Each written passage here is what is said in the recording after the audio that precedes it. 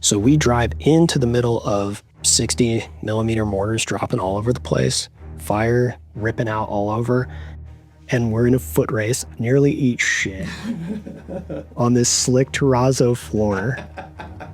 We make this run up to the second level. We're out on the roof, so we're in the shadows, and then try to support these guys who are in the fight in the tombs as much as possible. I look up, and right above the doorway is a perfect round 12 inches below my face, one round. There's a counter sniper out there. There were some good Mahdi snipers out there. There were. Welcome to Combat Story. I'm AJ Pasciuti, a retired Marine, Force Recon, Scout Sniper, and Marine Gunner with 21 years of service, multiple combat tours, and a lifetime of lessons learned in the arena itself. On this show, I sit down with warriors from every front line to uncover what combat truly feels like and how it shapes the way we see life, each other, and ourselves. This is Combat Story. Today on Combat Story, we're back with Alexander Lemons, a former Marine Scout Sniper and Iraq War veteran and co-author of Warbody with environmental historian Joshua Howe. If you listened to part 1, you heard the foundation, Alex's time in Iraq, the sniper mission set, and the questions that eventually became the book. In part 2, we pick up right where we left off, getting into the long-tail effects of modern warfare, the toxic exposures, the health fight, and what Alex wants leaders, service members, and civilians to understand about the costs that don't show up until years later. This conversation is honest, educational, and worth your time, especially if you served or you're close to someone who has. This is Combat Story. Welcome back, everyone. My name is AJ Pasciuti, and I'm here with a good friend of mine, Alex Lemons, a former Marine sniper and also author of the book Warbody, of which you have here. I read through this entire thing. I've taken a crap ton of notes inside of it because one of the fun things we found out in our first episode was the similarities that him and I had with our journey themselves. And for me personally, it really provides a lot of context and a lot of validation of knowing that my experience wasn't isolated to me. It was a shared experience and how we both came to that. Right. So I've really enjoyed the conversation. I look forward to getting into the escalation of conflict inside of Iraq and then how we came to writing the book Warbody. So with that, everyone, I'd like to welcome back Alex Lemons to the show. All right, let's kick this thing off. So back in Oceanside, you have now had your ticker tape parade. Yes. Come back holding. We went to Denny's afterward. You know which Denny's I'm talking about. I do. Right next to the main gate there. Yeah. Well, at that point, we're all senior Marines because everybody else is leaving. And I'm in a boat company, so I'm going to finally go through a boat package. But I do see a little flyer out there for an in-dock for Scout Sniper Platoon 1-4. Okay. All right. And I'm getting sick of the line company. Maybe I'm just not getting with the program, and I'm just a curious person. I always saw the snipers in and out with the battalion during the invasion, but they were always hidden. They kind of kept to themselves, but they were doing interesting things. Sure. And so being a curious person, I talked to my friend Doc Newton, the corpsman from 1st Platoon. I was in 2nd Platoon, and we're like, let's do the in-dock together. It'd be a cool challenge. So we go through a 4-day fun run. Like running 5 miles with deuce gear, sleepless nights, a lot of exercise. A lot of different mental games, like Kim's game. Right. And so can you explain what a Kim? Yeah. So a keep in memory game is simply a test of long and short-term memory using physical items. So 10 items will be put in front of your face and someone will say, time starts now. And you have to identify those things, what they are, what they appear to be, how many they are, whatever features you can memorize, and then the time will stop. And at any other point, whoever called that game can say, time starts now, and you have to write down what you record. And the whole point of that is to remind you constantly what the real job of a scout sniper, of a pig hog is. And that is to be a walking sponge, like to use your powers of observation to record things that may seem insignificant to everybody else in the battalion, but it might actually save everyone's life. Right. And not simply what you see, like what you can hear, what you can smell, what you can taste, what you can feel, because all of that information can be used to make decisions. And that's the other thing about snipers. And well, when we used to have them, because we were talking to two old grandpas whose MOS doesn't exist. Right? A lot of consternation around that one. Maybe because of episodes like this, they'll change their minds. That's But, the hope, yeah. information is the lifeblood of war. Like, the more you see, the more you know. The more you know, the more you'll think. The more you think, the better your mission planning can be. And mission planning is what makes everything go round, man. It's continuous, like Chow. That's what I used to say. And that's really what snipers are there for. Everybody thinks about weapons and trigger fingers.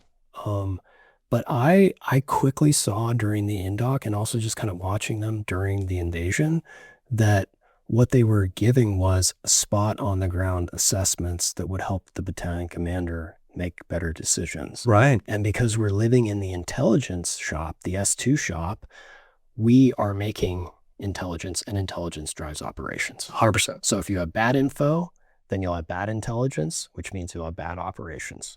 You know, I think I've been able to compare a lot of sniper platoons as well. And you see platoons that are hyper focused on shooting, which is a very good thing to be focused on. And then other platoons who are hyper focused on the information gathering and the, benefits of that. And I think that trying to split the difference or thread that needle on being able to be very proficient with long range precision fire, as well as long range communication, as well as clandestine observation and surveillance are integral to the job itself. 100%. I'm excited to hear about your journey over in 1-4 as stepping into the sniper platoon. So all the senior snipers who have been through the invasion, just like my platoon, they're all about to get out or they're about to be bumped to a different unit. So once again, we have the youngest pig platoon probably in the division of a sniper platoon. I make it through the indoc, and immediately I become assistant team leader to Corporal Sprow, who had done a deployment as a sniper. Mm-hmm. And at that point, all our senior guys who were still sticking around, they got sent to 2-1. Why 2-1? Were they going back sooner? They went back and they did the first Battle of Fallujah. Yeah, in April. So immediately I am starting in reconnaissance and surveillance course, which is it's about 3 to 4 weeks where you learn the basics of observing, reporting, the bread and butter of information gathering, like how to do it on paper, how to do it with a camera, how to do it with a computer, how to do it with the radio, how to do it in a brief, how to do it. I love in your book the very, very detailed descriptions of field sketches and the purpose behind the field sketch. The reasonings weren't just to be able to sketch a building. It was to be able to take that infinite amount of detail to craft it into something that you could convey information that you could then hand to somebody else and they could have a full painted picture. So part of those physical exercises of drawing, learning perspectives, numbering windows and doors, and having that made it so that I got really well trained on painting a picture, whether that through audio, through visual identifiers, to somebody else who didn't have the luxury of seeing what I was seeing. Even if this were still alive now and I was like an old hog walking around with 20 plus years, I would still press the old ways because technology breaks always. And what you're only going to have is a cardboard MRE sheet that you do a range card on. Did that. Or using chalk to make range cards inside of hides. Did that a lot. Or only having that piece of paper in that sketchbook that you take to a battalion commander and you say, this is what I know. And now they actually go and carry out a real live fire. Sometimes you're it. Like you're the thing that provides the only grain of information before they walk into something blind. Yeah. And that was always our main goal was really, really, really trying to arm them as best as possible, because we came from the line companies. And those were our boys that were going to be kicking some door down. And I wanted to help in the best way possible to give them the best chance of success before they went right into the jaws of hell. Absolutely. So that's what reconnaissance and surveillance course impresses upon you. Immediately I was made a team leader as a pig, Phantom 2. That's pretty good. It's from the freezer into the frying pan. So I'm squealing and struggling, and the instructors are seeing it, and I just gotta, adapt and overcome, man. Semper Gumby, all that good stuff. Yeah. We start doing the workup for the 11th Marine Expeditionary Unit, Special Operations Capable. So there's like a set piece number of missions that we're gonna do as snipers for the battalion, and we're going to get inserted on a Monday and maybe come out Sunday. And that's kind of the ebb and flow of the workup, is learning how to do all that observation and reporting when you're out in the field. Not a lot of shooting in that workup for me, like almost none until I went to sniper school. Right, because you were a pig as well. Is, again, for those that don't know, is like professionally instructed gunman who is a second-class citizen inside of a sniper platoon, is putting it lightly. They are snipers in training, and then the hunters of gunmen, or hogs, are the actual school-trained, quantifiable Marine snipers. And so you have another form of hierarchy that we place inside of it. So you were a pig. Padawan to the Jedi. Okay, our inner nerds are coming out. Padawan learner. I'm giving reference for the audience. Sure. Okay, so you're a pig in a sniper platoon. You're prepping for going back on the 11th MEU. What's your deployment date that you know of? That we will be going to Iraq for certain. Did you know that you guys were going to Iraq, or did you For guys? sure. Okay. I mean, Mattis knew that in the fall, late fall, like I would say October. Well, before I went through the indoc, we got sent home on leave for a month. And I didn't rate enough time because I'm a young gun. So I got recruiter's assistance. Oh, that's how I did that month of that. Okay. And I failed quite well. And I rolled donuts, as they say in the trade. I didn't sign a single person up. I was too brutally honest, which I thought was the whole point of being a recruiter, was to guard the gate. Yeah. That's not what my station chief said. Sure. So different time. He sent me home, and then I just got paper cuts and carried hard drives the rest of the assignment. On recruiter's assistance. How funny. But now I'm in the sniper platoon. But during that time, Mattis knows, and so the word is leaking out throughout 1st Marine Division. We're all going back. And nobody is saying it, except for at our level, that we're in a guerrilla war. This is an insurgency. There's still a lot of denial, like big way time up in the food chain. But the street has already said that, and things are just getting worse. So that's going to be, I think the phrase that they used was SASO. Stability and support operations. Yes, yeah. But it was a highfalutin name for a guerrilla war. That's a, yeah. And it's a good way. I have never looked at it that way. This is coming from the Marine Corps, who wrote a manual called the Small Wars Manual. I think this is like 1936. And it's all about fighting insurgencies. So we kind of lost our memories. And that Vietnam was a guerrilla war with insurgencies. There was also the NVA was a real army, and the Marines were fighting them way up in I Corps. But mostly it was a guerrilla war, and we'd all kind of learned how to forget all that, and now we're learning how to do it again. Because we went back to Soviet fighting Soviet doctrine, Warsaw Pact type, entrenched, dug in tanks, divisions. How are we going to do that through our live fire obstacle courses that we had developed? And now all of a sudden we're fighting back with an enemy who is only limited to their resources and imagination. As much of our history has been defined by fighting organizations like that, I felt personally that we were inordinately ill-equipped to be stepping into that same kind of fight again.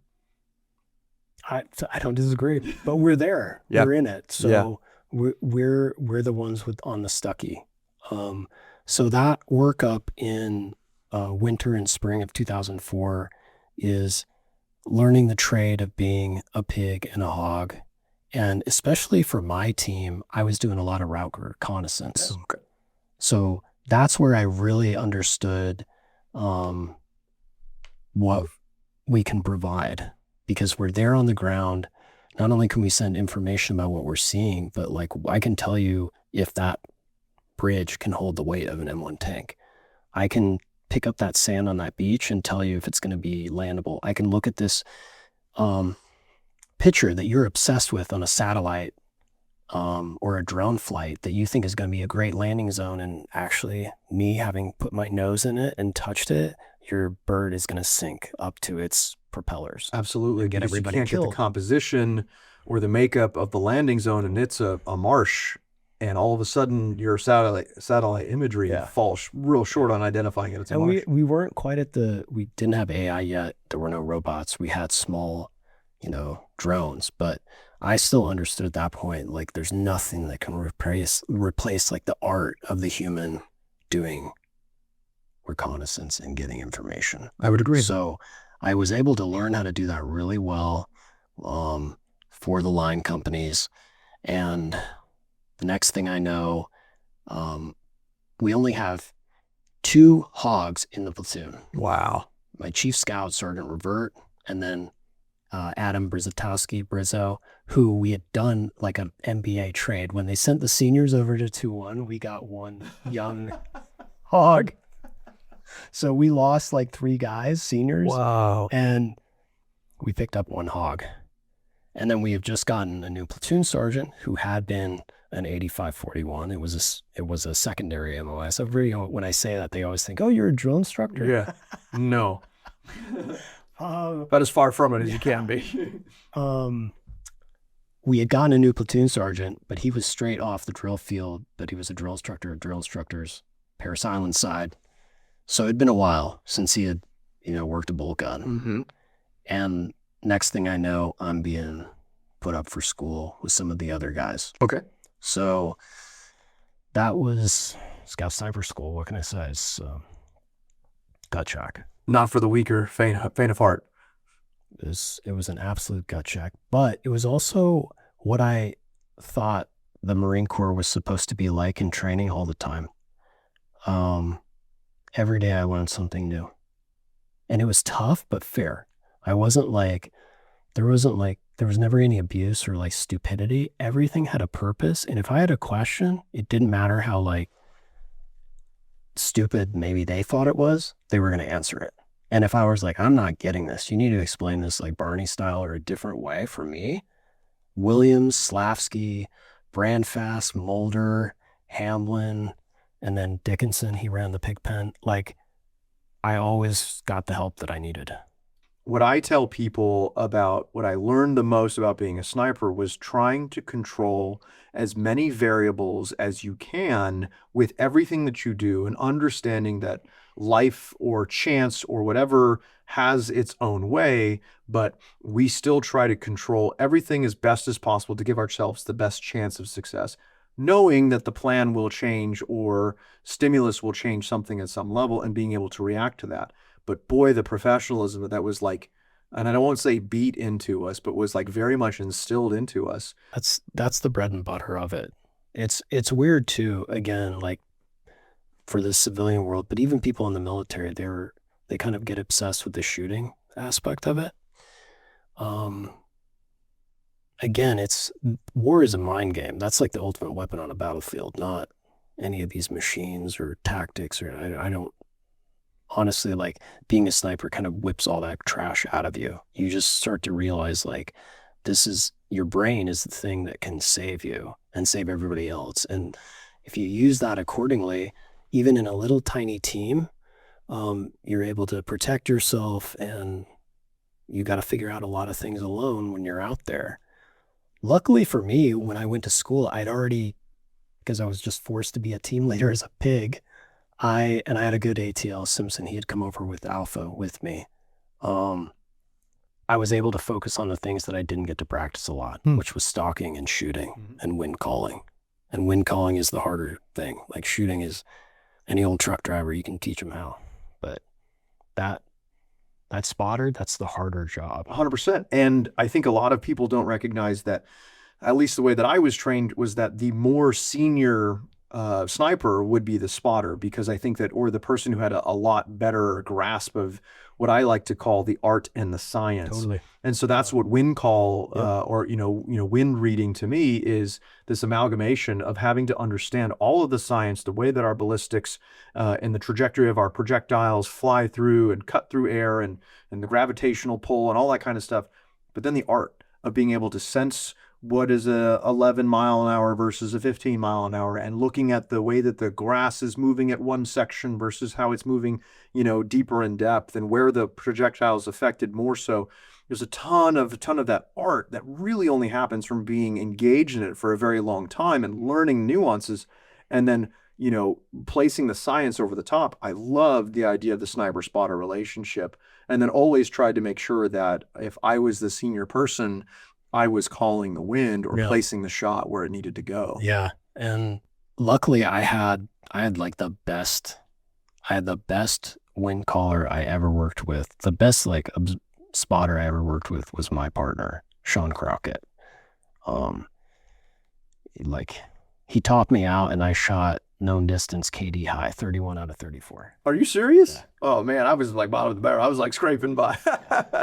I mean, dang. Like I shot damn near everything at the 900 and the Grand. Yeah. Moving targets, it took me a while. It took me a long while to get that, but I still shot the high because I had him on the glass. I tell you, the worst feeling in the world when you're the shooter and your spotter, and you pull the trigger and you don't see an impact, and then your spotter comes back and he says, no impact, no idea. It's the worst, because there's no call, there's no nothing. I don't know. None of us observed where it went, and now you're just kind of guessing at some point. He never had that. Are you serious? The other thing too is he always could tell. He's like, put the weapon on safe, take your face off the gun. What's going on, man? He could I'm like a pretty good empath, but he was like a super empath. So he could always read my vibes. Like your energy. Yeah. And like put my hand on my back and like help me calm my breathing down. And I'm just like, because what made it so stressful, I mean, it's Scout Cyber School. It's stressful. It's not supposed to be easy. But my platoon commander was a cat and was like not really supportive. And we just had dudes. We started with like 40 people, I think, and we graduated with 12. Wow. I mean, this is not supposed to be easy, but like it was just, I was seeing people just disappear left and right, and like good, hard people. Yeah. From 3.5 to 2.5 to every 7th Marine. And I'm just like, this ain't no slouch. Yeah, man. Man. The class before I went to sniper school, we used to go down as pigs and we would watch the graduations happen. The class before I went, the honor man and instructor's choice from that class was a guy named Chemaine Ung. Yeah. And he was one of my TIG buddies in school. For 3-1. Oh yeah, exactly. So Chemaine Ung graduates this thing and I'm in the crowd. Is this when he's got one eye? One eye. So when I knew him, he had two. So Chemaine Ung, that's funny. It's like I only knew him post losing his eye. So he has like this pirate patch over his eye, and he was a right-handed shooter, right eye dominant, lost his right eye in the first Battle of Fallujah, or in and around that time frame from, I think, a mortar explosion, if I'm not mistaken. Yeah. I was with my other buddy, Smith. Yeah. Comes back home, teaches himself to become obviously left eye dominant, shoot left-handed, and then goes and takes the top 2 honors at a sniper school. And I'm in the crowd being like, yeah, no chance. I'm never making it. If people like this are what's coming out of this place, I got no chance in this whole thing, man. Yeah. And so talk about walking amongst giants, right? And seeing these kind of, these other dudes in here who are just larger than life, like living legends that you're kind of working with. Yeah. And especially those left-handers, man. Dude, are you left-handed? Well, I learned how to be. Oh man, you guys are so fast on the gun. It's not even fair. But while I was in school, I was a righty. It wasn't until I had shoulder surgery that I started doing everything left-handed. But yeah, they're just up there their bolt becomes their trigger finger, you know. That's again, I could not keep up with rapid bolt with any of those left-handed shooters for sure. And stalking, it took me a little bit to get. I mean, I was hurting there. That's where I was really hurting, but I had to bust like 410s to graduate, and I did by the hairs of my chin and Oh chin. yeah, I love that. I love that. Nothing like coming down to But the I wire. got it. I mean, that was the thing that I loved about school, and it's like something that I didn't see a lot of. Again, I only went to 2 formal training schools, so a lot of these young guys and gals who are in right now, they've been to more schools than I can imagine. I always feel so ignorant around them. But what I liked about school is that failure was encouraged. Like, yes, this is what you have to do, and here's how to do it, but you're not born knowing how to do this stuff. Sure. You've got to make some mistakes so that you can see it. And there was kind of like a leeway to do that, even though we were expected to be on top of things. And you know, if you get bad grades, you're gonna incur the wrath and do more homework. But always learn something new. But I just, Sean, my partner at the time, this was like the first time that I was really starting to see what the effects of all this were on us. Like, he had really bad PTSD. I didn't really use that term. We didn't use that term then. I just knew he was in a lot of agony because he was chasing the bottle all the time. And this is like week 5 or something, but I was down here in Oceanside. It was a little less gentrified than it is today. Yeah, Oceanside was a little bit different of a town from when we were younger. Came down, got a haircut. It's the weekend, and I happened to be walking by this bar, and he came out, and I saw him, and he was blinkering in the sunlight. He was going out to smoke a cigarette, and you know, we know what our responsibilities are and how much the platoon needs us to graduate, and that we're going back into the fire. So I was always like, in the platoon, in the battalion, I was always like the unfun, serious one. You're the fun police over here? Yeah. I mean, somebody had to be that guy. Yeah, That's sure. what one of my friends said a couple of years ago, is like, you had to be that guy. Not now, but back then. So I grabbed him and I was like, okay, man, we're done drinking for the weekend. We got to go back. We got to get ready for tomorrow. And we almost came to fisticuffs, like me and one of my best friends in a bar in Oceanside. I was like, but I let it go. I let him go, and I just assumed he would be there on Monday morning. And, you know, we go into class, we sit at our tables, and I'm there alone. Everybody's with their partner. If you don't have your partner in Scout Sniper School, you're a dead man. Dude, where's your partner at, pig? Right? Oh, man. All right. I had one of the first cell phones, I think, in 1st Marine Division. I had a Razor Flip. Oh, yeah, dude. A Hello Moto on the ring call. Showing your age here, bud. Good phone. But I love text messaging. Mm-hmm. Just not for like long-winded paragraphs, but like who, what, where, when, and why. Sure. Right? So I'm texting him like crazy to find out where he is. No impact, no ID. Oh, man. A couple hours go by, class goes on, and then he's in a drunken, disorderly situation. So he got removed from school. And this is the guy who took you through shooting. Yeah. So you got high shooter because of him. Well, right? Well, you obviously known distance. Known distance. Yeah. Okay. Because we're still in school. Like, weeks. There's still many Mhm. weeks to go and Mhm. miles to travel before we Yeah. sleep, you know? And now your partner's gone. Yeah. Oh. So I get another partner from my platoon, Clatterbuck. He doesn't graduate on mission planning. Then I get Moon. Hey, Dave Moon. No Yes. way. Yeah, from 3-5. Yes, for unknown. And so we're solid together. And then Moon doesn't graduate. Then I get another guy who's a reservist that everyone hates. And I just went through partners like crazy. Dude. As everybody's falling left and right. Well, you know, eventually I graduate, but like almost towards the end, I get a call and somebody tells me Sean's dead. He died on Barcelona Road, and he was driving intoxicated, no seatbelt. Just, that at the time I knew, I didn't say it, but like my system knew that that was a suicide. Like he was doing everything he could to destroy himself, even though he didn't want to. I see. There was just like, it's not until I got deeper into writing this book that maybe I had a better comprehension of all the things that were bringing him to this point. But, and then it wasn't until I wrote the book that I requested the NCIS report and read it and saw how like this crash was way more horrific than I thought. He like got thrown from the vehicle like 50 to 100 yards. Holy crap. On Barcelona Road? Yeah. Like the max speed limit on that thing is like 25 miles an hour and then 50 in certain areas. But he was hammered and going fast, and I don't think he cared. And so now one of my best friends is dead. And I'm also getting a call because the platoon is already shipped out on the Belleau Wood because we float over again. But I'm back here. So you guys float back to Iraq? Yeah. And so I'm back here and I get a call and instructors call me in and I'm like, oh, shit. It's a bad place to go. Wang, wang, wang. pick at the hatch. Yeah.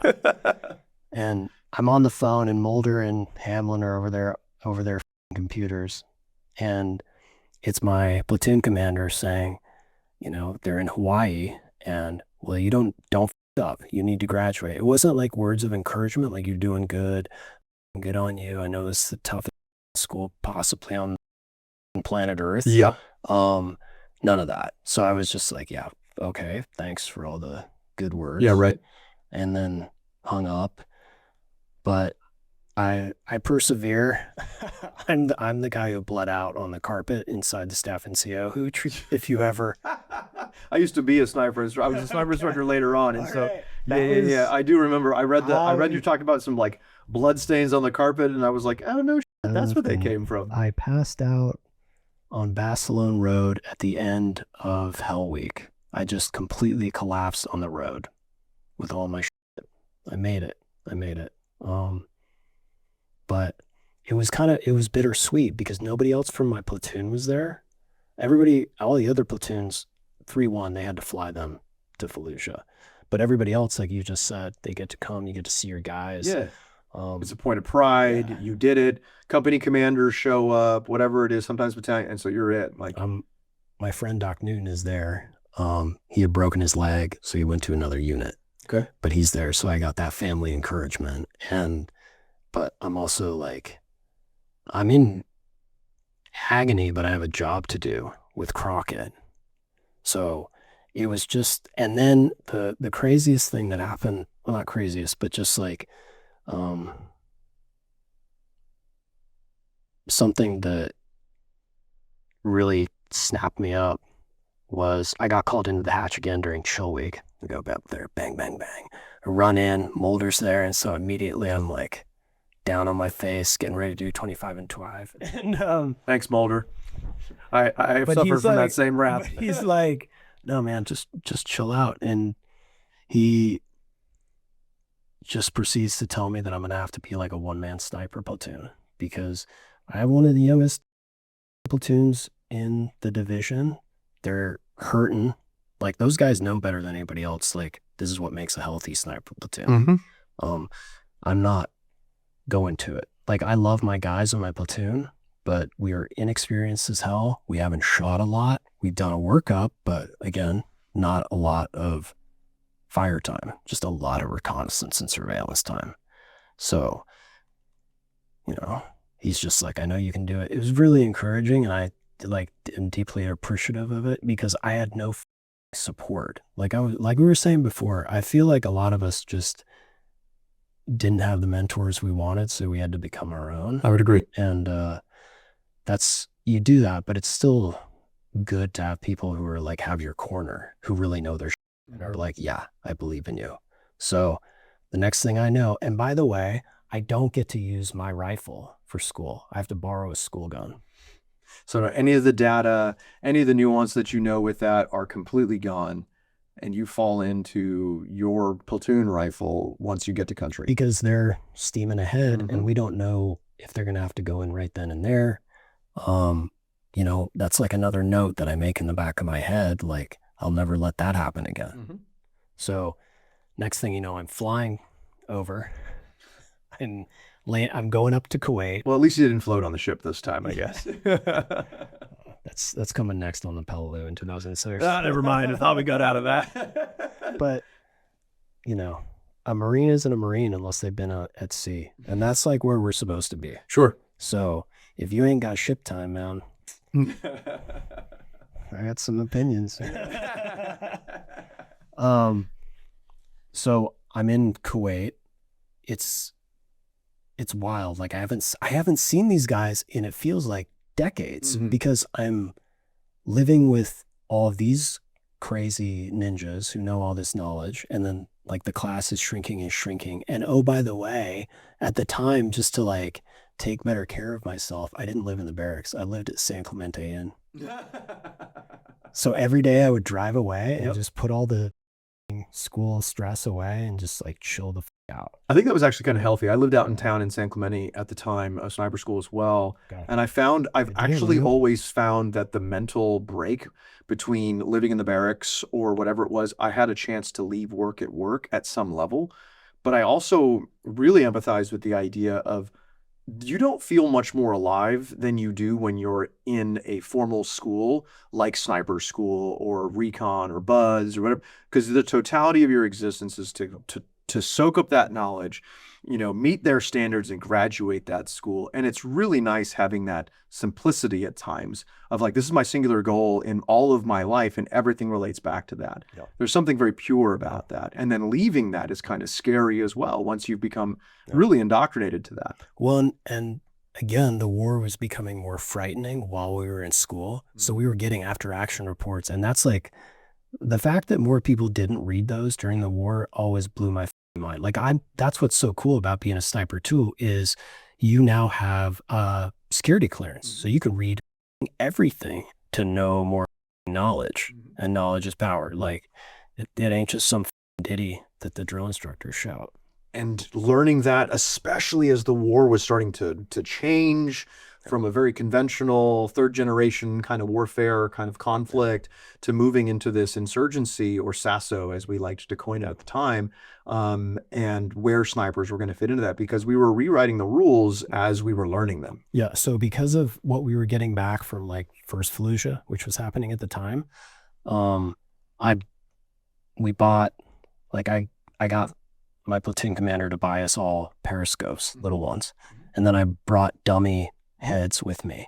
I got like a little Leica rangefinder that could do meters and yards. We had like golf rangefinders that we got, or hunting rangefinders, because we didn't have.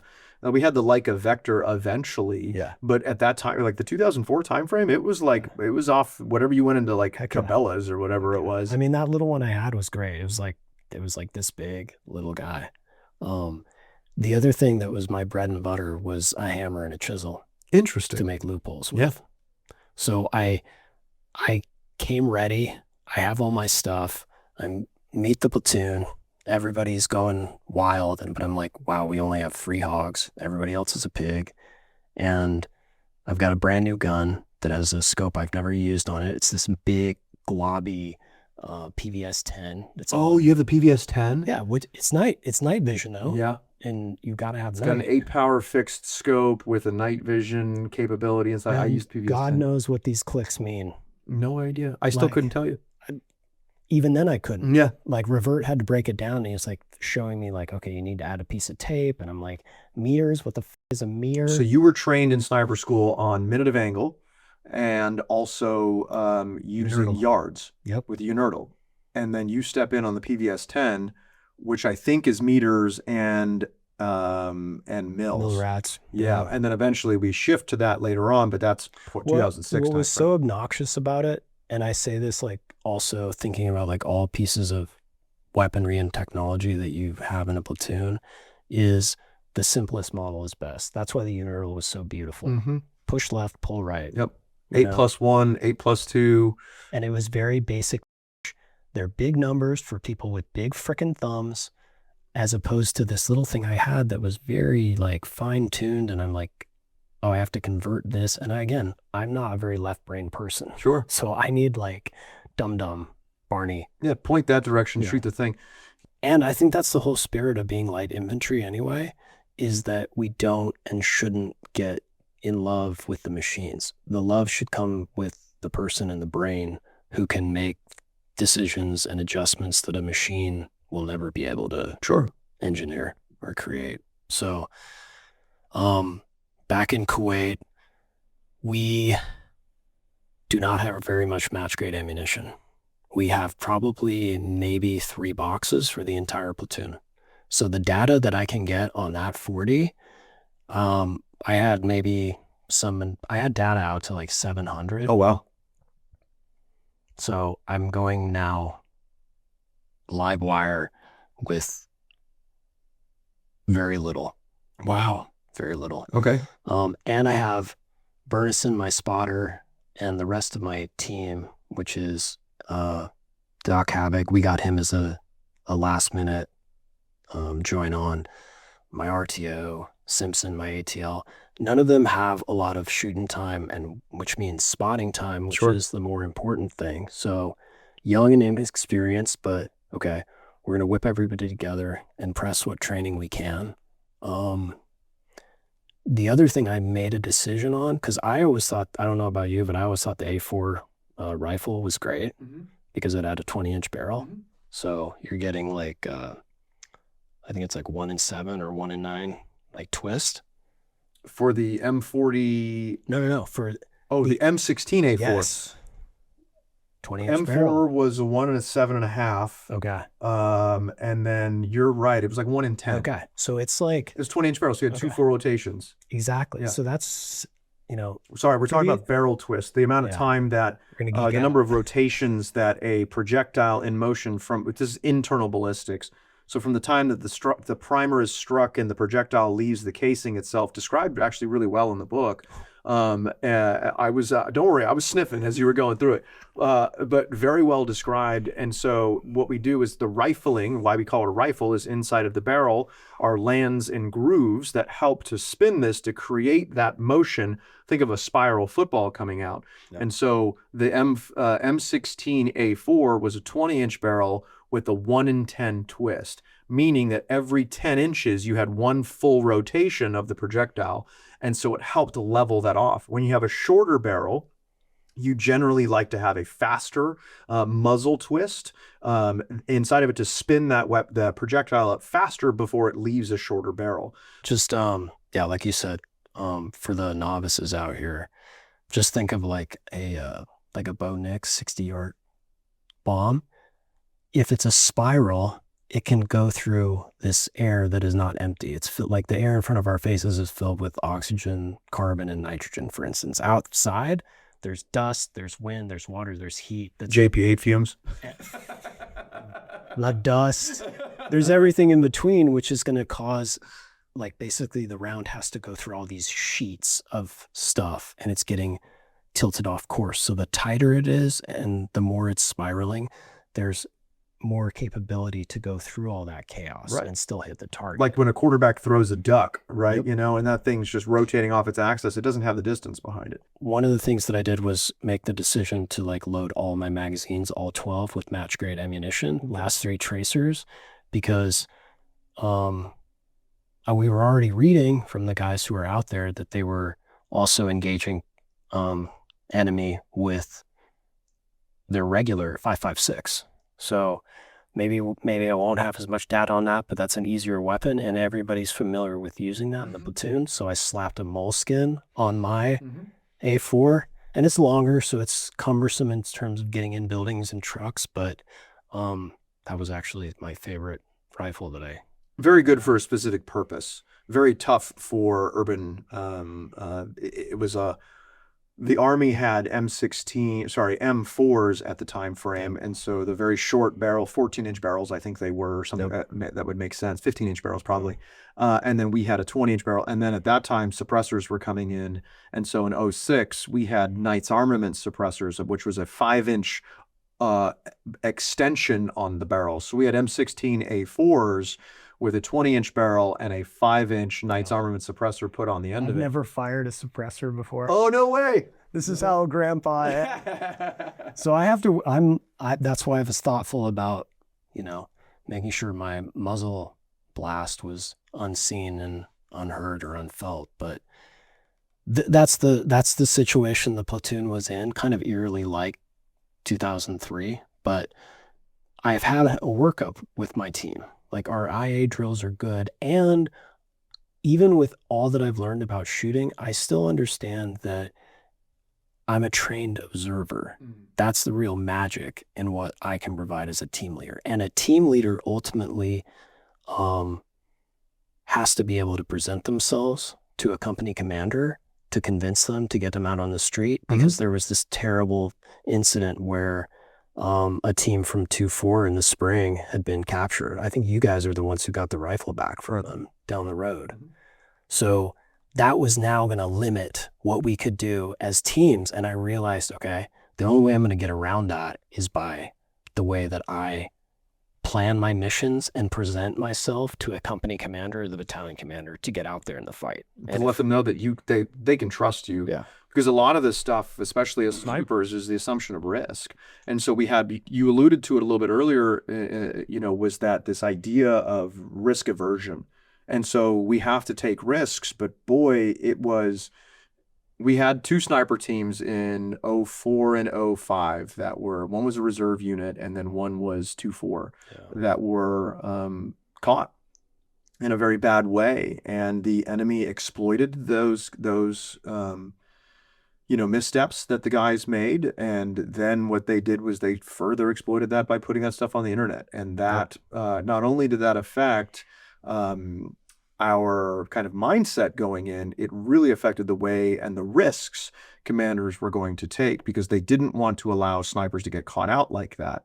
Unfortunately, what they did, in my personal opinion, was they sacrificed the things that make snipers snipers, is our small numbers, our stealth is our security, not our body armor, our ability to move and get in undetected. We accept the risks that come with that. Those teams that were captured or killed accepted the risks of a very dangerous profession, and those are hazards of the job, unfortunately. Yeah.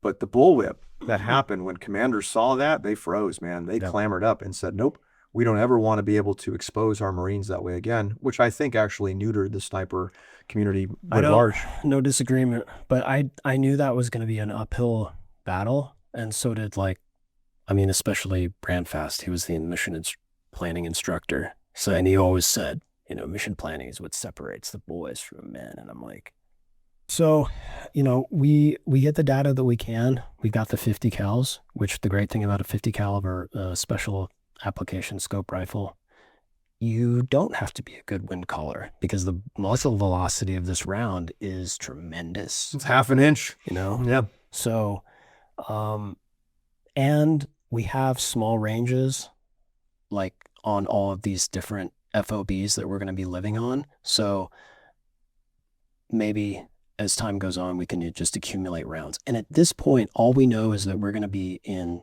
South Central Iraq. So Diwania and Najaf. We're going to be taking over from the Spanish who have been in Najaf, and we're going to be taking over from the Poles who are in Diwania.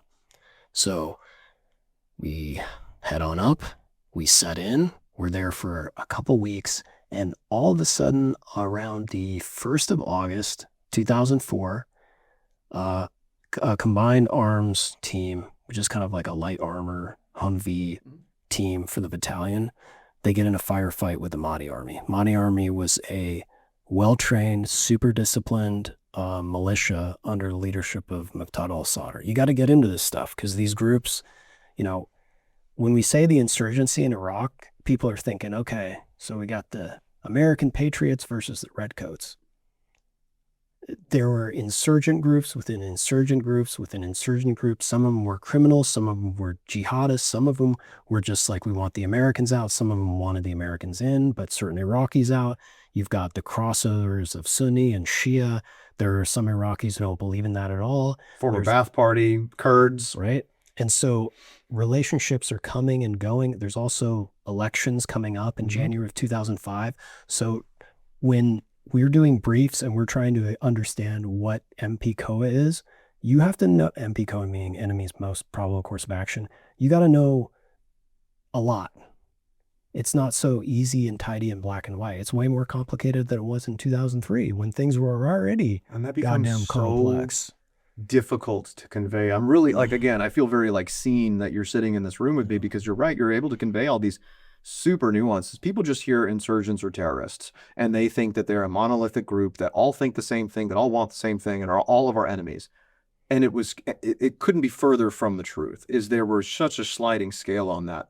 And our young Americans were like caught in the middle trying to navigate all of this stuff, also trying to protect the civilian population as well. And Iraqis themselves are in a hard spot because there's no jobs, but the only jobs are offered by the insurgents, who will pay them to look the other way if you put a bomb on the side of the road. So maybe you take the pay to put the food on the table for your family, and you don't believe in what the jihadists believe. So it's like, where's the population in all this? It's a mess. And historically, any civilization that has 18 to 35-year-old men out of work is not a good place for that civilization to go. A lot of times nefarious activities start becoming more and more, I would say, front of mind. Yep. So this is, you can read about, there's a book that kind of goes through the Battle of An Najaf. That's where we're going now. This is August 2004. This is one of the biggest, I don't know how, total luck. I ended up in the 3 biggest battles of the war. Najaf, Phantom Fury, and Medina Sadr in 08. Don't ask me how, man. Just roll the dice. Yep. Unlucky or lucky, depending on how you look at it.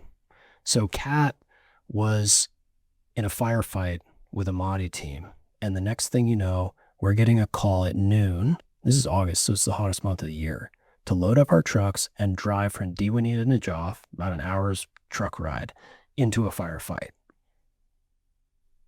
Before that time, for the week or two that we were kind of getting our roots in Diwanee, I'd go and work at the mayor's office and set up the gun, and we'd go through classes and do observation, and we got a horseshoe pit, and we're just like trying to figure out what are we going to do as snipers, because they're not letting us do those missions as we just described. And so I'm trying to find creative ways to get out there, like Overwatch. Just put me up in the turret of a truck in the 7-ton with Burnison. So we'd go out as 2 people, or just send us out on a foot patrol with the grunts, and maybe we can just shoot off the Humvee hood, or just set up a position. Anything we could do to get them out there, because obviously I don't want to sit behind the wire and not be of use. I want to be of service. And your boys are out there. You know, and I know what we can provide. I've done it in training. I've studied it now, and I'm like, you know, put me in, coach. Yeah, Let's right. Ready to go. Situation. Yeah. And I got a battalion commander who was a sniper. So I'm luck of the draw here. Like, with all those restrictions and troubles, like, he knows what's up. Okay. So the next thing you know, we're in the car, we're in the Humvee that we own. Sorry. Rolling out. And we're just barely getting new armor.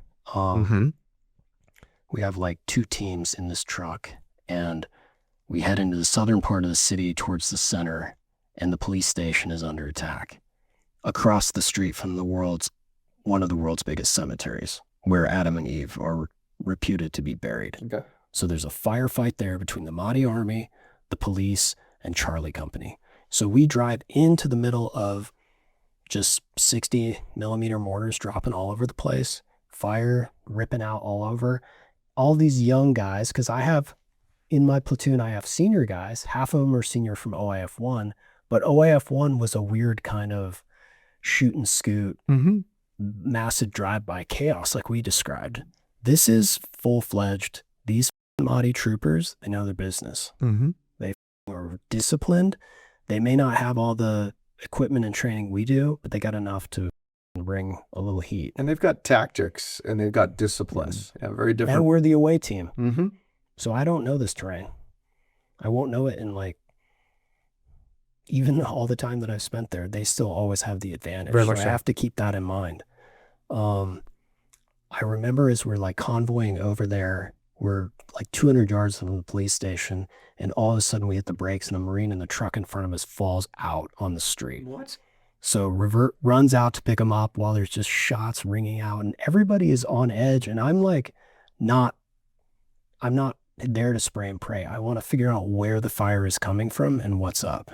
Like, my job is not to get in a firefight unless I have to. So I'm always thinking like a Marine. And I just like, this is not an empty city. This is a big city that has hundreds of thousands of people who are going about their daily lives, and there's two armies battling over it. So it's And the really, wherewithal you had. it's like, I don't need the Marine Corps to tell me about ROEs, man. I went to Sunday school. My parents raised me right, but I'm also a member of 1st Marine Division. That means something to me. No better friend, no worse enemy. Mm-hmm.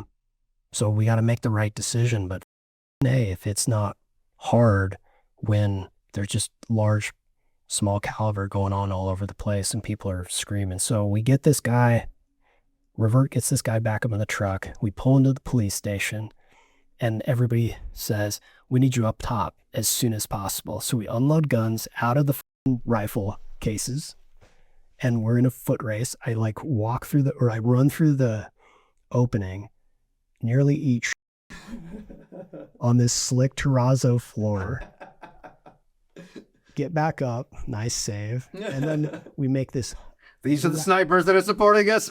we make this run up to the second level. We're out on the roof and it's a combination of Charlie grunts laid down between ripped up sandbags, and there's the Iraqi police in their blue uniforms. Yep. Small arms fire coming in, mortars landing on us.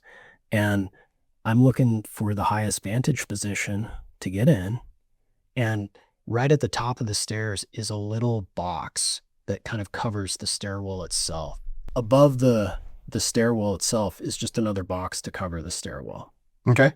So I tell Revert, and it's just Revert, Burnison, and Thomas. So just TLs and spotters. And then we're spreading the rest of the teams everywhere else on the roof, that we should get up there. So I grab a bunk bed that one of the Iraqis have been sleeping on, and I lay it up there, rip the mattress off, and then we climb up it and to get on this thing that's about the size of like a pool table. Yep. And then we all lay in the prone. And it's chaos all over the place, but I'm like, okay, we're getting hit with rounds. There have to be spotters here. Okay. They're not just, I'm sure they maybe pre-targeted this for the mortars, but somebody has to be spotting them. And so I find somebody at almost 1,100 yards. So I dial up the gun. I write about this in the book. And your data that you have is only up to 700 on a brand new gun, or a gun that you haven't shot, you don't have any real relationship with, and now you're at something that's 1,100 yards. Our max effective is 1,000 with the M40 at this time. All right. And I mean, I've gone through my other course of action. None of the grunts can see what I can see.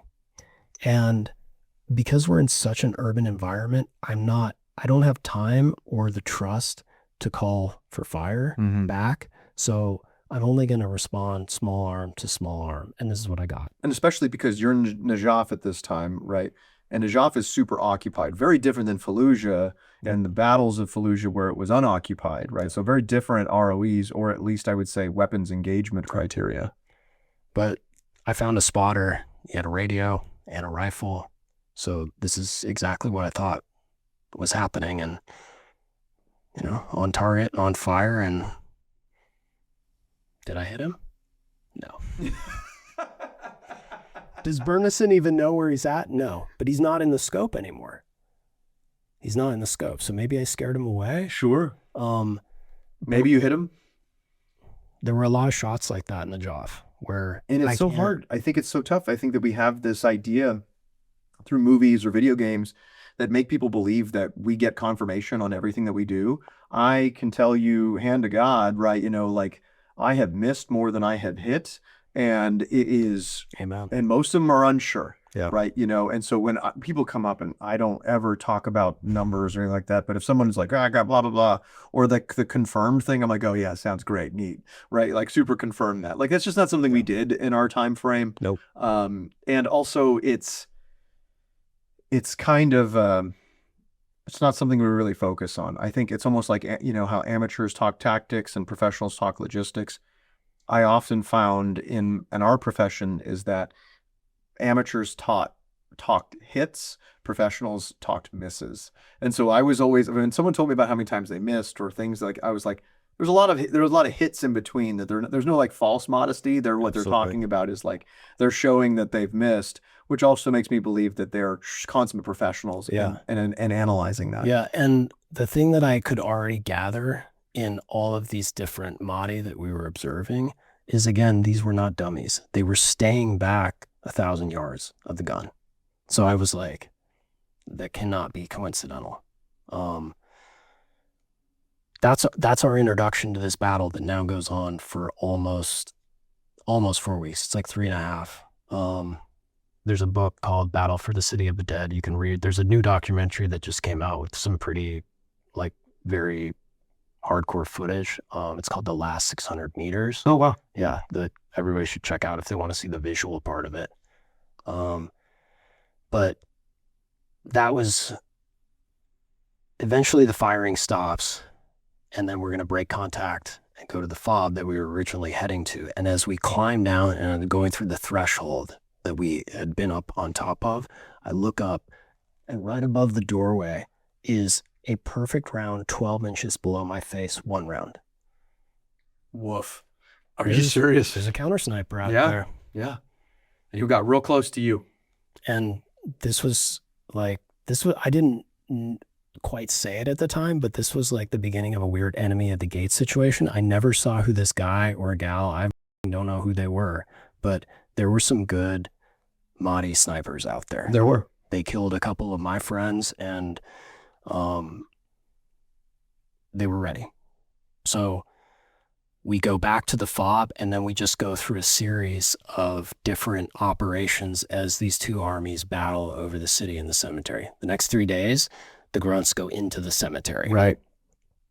Again, this thing is like, it's 2 miles across, maybe 6 or 7 miles north-south, and it's like inside the middle of the city. Really? And I'm lucky. I only spent a day and a night there, whereas the grunts were in there for like a week.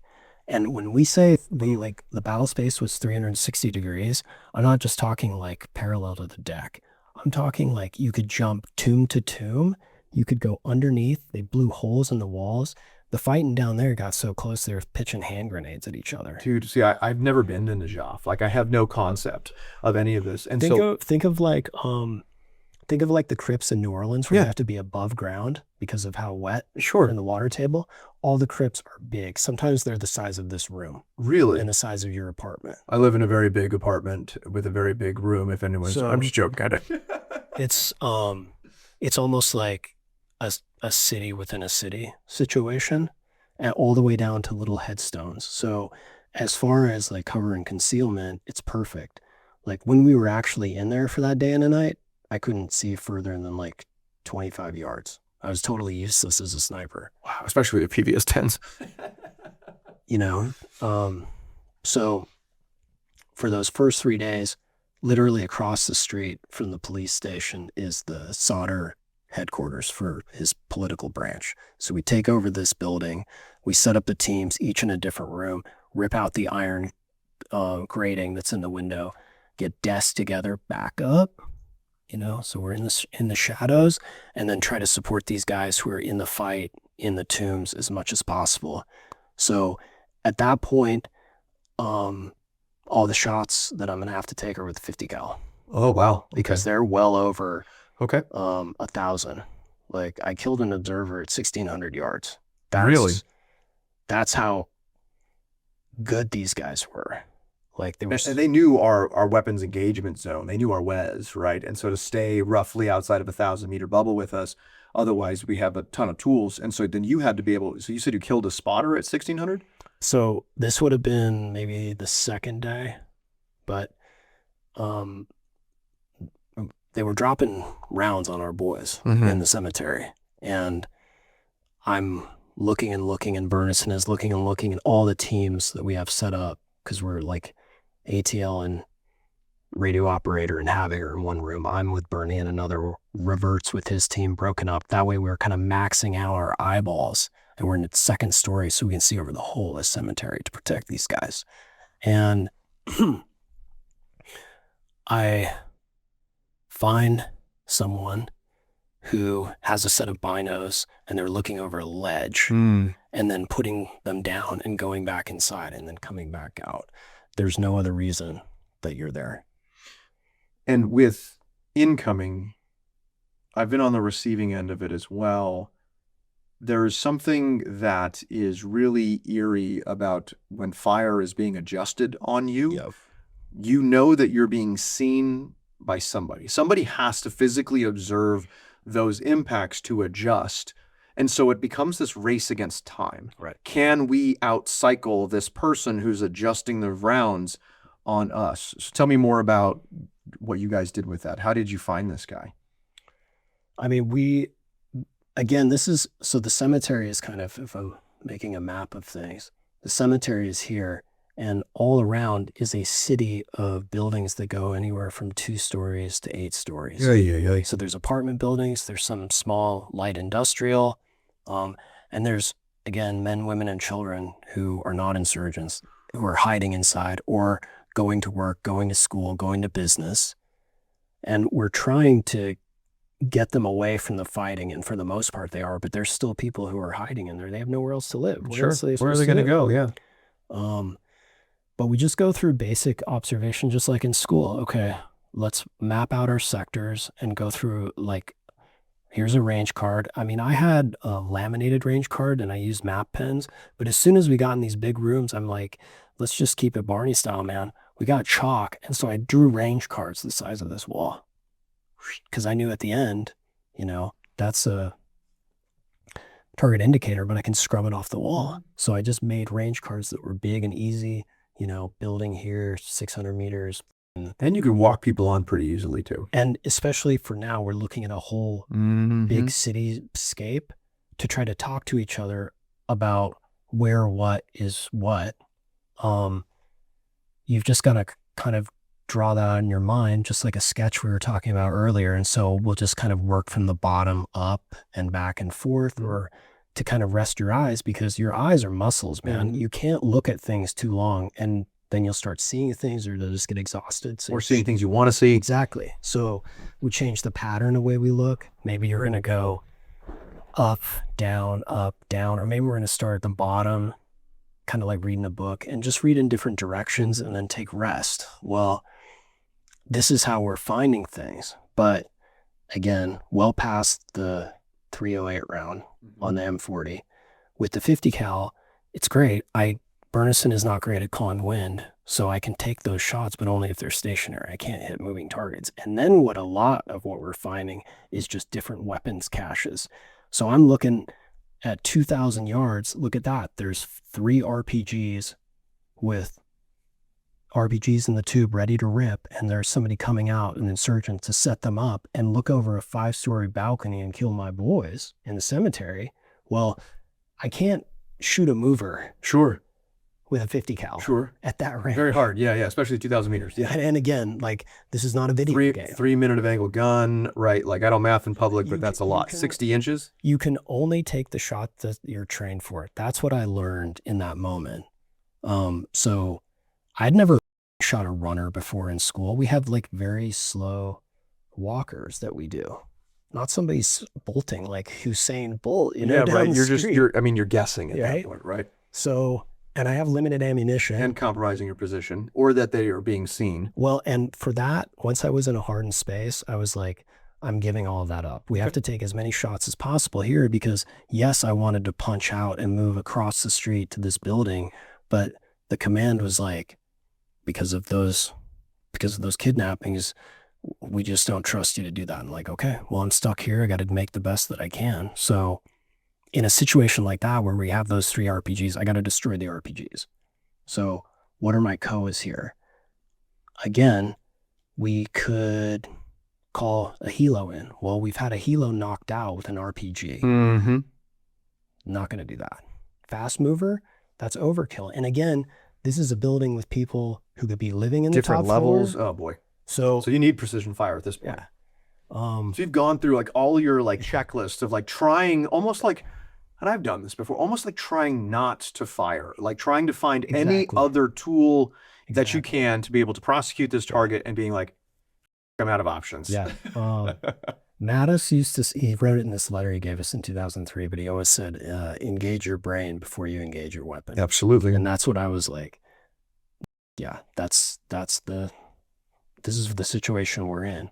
So, and mortars, I've never fired live mortars. I've had the class in sniper school, which was great. So I feel okay that I could do it. And I have 81s down on the street with me. But again, I'm like, even with my eagle eyes, depth perception in a city, Yeah. Tons of other nuances inside of there, variables inside of there. So, and the guys who could help me spot who are in the cemetery, like I said, in some positions, these buildings are right smack in front of them at 100 to 200 yards, but they can't even see aspects of the building because of the tombs all over the place. So eventually what I figure out is my only option is to use the tanks. So I strip my magazine of all the Rochas rounds, which is an explosive penetrating round. We have I can't like destroy the rocket, the RPGs. Like if I just shoot around at them with the 50 cal, they're going to fall over. And then there's a bullet hole and they're like, move the RPGs now. Exactly. So what I figure is I can have the tank, M1 Abrams, use its main gun, and they can use they have different size shells, but I can load my magazine with 50 cal tracer that we've stripped off the machine gunners because we have Cat Alpha down on the street, load that in and just say, follow my tracer shot and put a round into that little room, destroy those rockets and knock out that equipment and hopefully kill a couple Mahdi who are in there, I know, coming in and out, or just destroy the RPGs themselves. And so that became like the nature of the work. Again, observation. And what are my options? How freaking smart of you though, to like be able to say, it's like through all the chaos that's going on and especially having to overcome the desire for action, because that sometimes I think gets people in the way, is they're like, I have to do something, and so then they engage their weapon before they engage their mind. And what you're doing here is saying, I've got other tools that I can use. I've got another direct fire weapon with access to this window or whatever it is this medium that I'm looking through to be able to solve this problem, and then I can continue to stay. All right, so it's like one of my best friends got killed on day 2, Sergeant Rochas. He was our armor from H&S Company. He's like one of the best human beings I've ever known. So, again, like this whole discussion of PTSD, we kind of pinned the grenade, but like it's happening as it goes on. You can't really go through the grief cycle. You got a job to do. So you put that in a foot locker, you lock it up tight, or you move on. Yeah. But everybody in the platoon loved this guy. Everybody. He always took good care of us. So that's happening. And he may have been shot by this counter sniper. So I'm going through all that. All of us are going through that. Pig, hog, whatever. That's kind of what we're doing those first 3 days, is finding ways that we can do what we can with what we got. Eventually, 2-7 Cav comes down and they've got Bradleys, they've got a Bushmaster cannon that's got like a 1 minute of angle. They can do more precise shooting. So we're going to continue to do the same thing with that. And eventually the grunts depart the cemetery because they just don't know if they can clear into those buildings. And then we just go on these different battles throughout the city as the weeks go on. What's wild, again, I was saying earlier that it was mostly my own team that nearly killed me a lot of the time. On Saturday, August the 7th is when I saw the elephant. Like I got shot 6 times at 15 yards and I saw the barrel. I have to tell this story because there's a lot of young guns who are out here. There was a report. There was a Ferris wheel that's in the cemetery. There's just there's not a lot of real estate. And it was up the street like 2 miles. And so I wanted to get a look at it, and we're kind of in a lull on that Saturday in like 10 in the morning. So I move up to the window, but I'm not in the middle of it, right? I'm staying in the shadow, backed away. So if this is kind of where it's at, the opening, I'm backed up so that my face isn't in it. And as I'm looking down, there's a high back Humvee coming to resupply us with chow and water. And in the back of that Humvee are two young first deployment boots who are, they're jazzed up. They're in this wild battle. And as they're getting closer, I see that they're resupplying, and then they get within like 50 yards, and I make eye contact with one of them who's kind of looking up at the buildings where there's nothing but Marines in this building. Nothing but. On the floor, on the second floor, on the roof, occasionally. And he gets closer, down to 30, and I'm looking at other things. And then he gets within like 25, and I've locked eye contact like this with him. And I'm thinking I'm just saying hello with my eyes. And all of a sudden, I see his lips are moving, and he's like,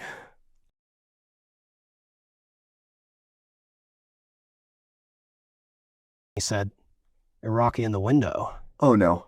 And his rifle goes up to the ready, and the barrel just starts puking rounds. Starts spitting right at you. And all I do is I trust my gut. I follow my intuition, and I just like lock eyes on him. Hey. Because I'm having like, hey, I'm a Marine, he's a Marine. I'm a Marine, he's a Marine. And my gut is just telling me, make eye contact with him. I don't know why, but your gut can solve things sometimes faster than your reasoning brain can. Sure. Because by keeping my eye contact on him and his eyes on me, he's not looking at his sights. He's got an ACOG. Okay. And an A4.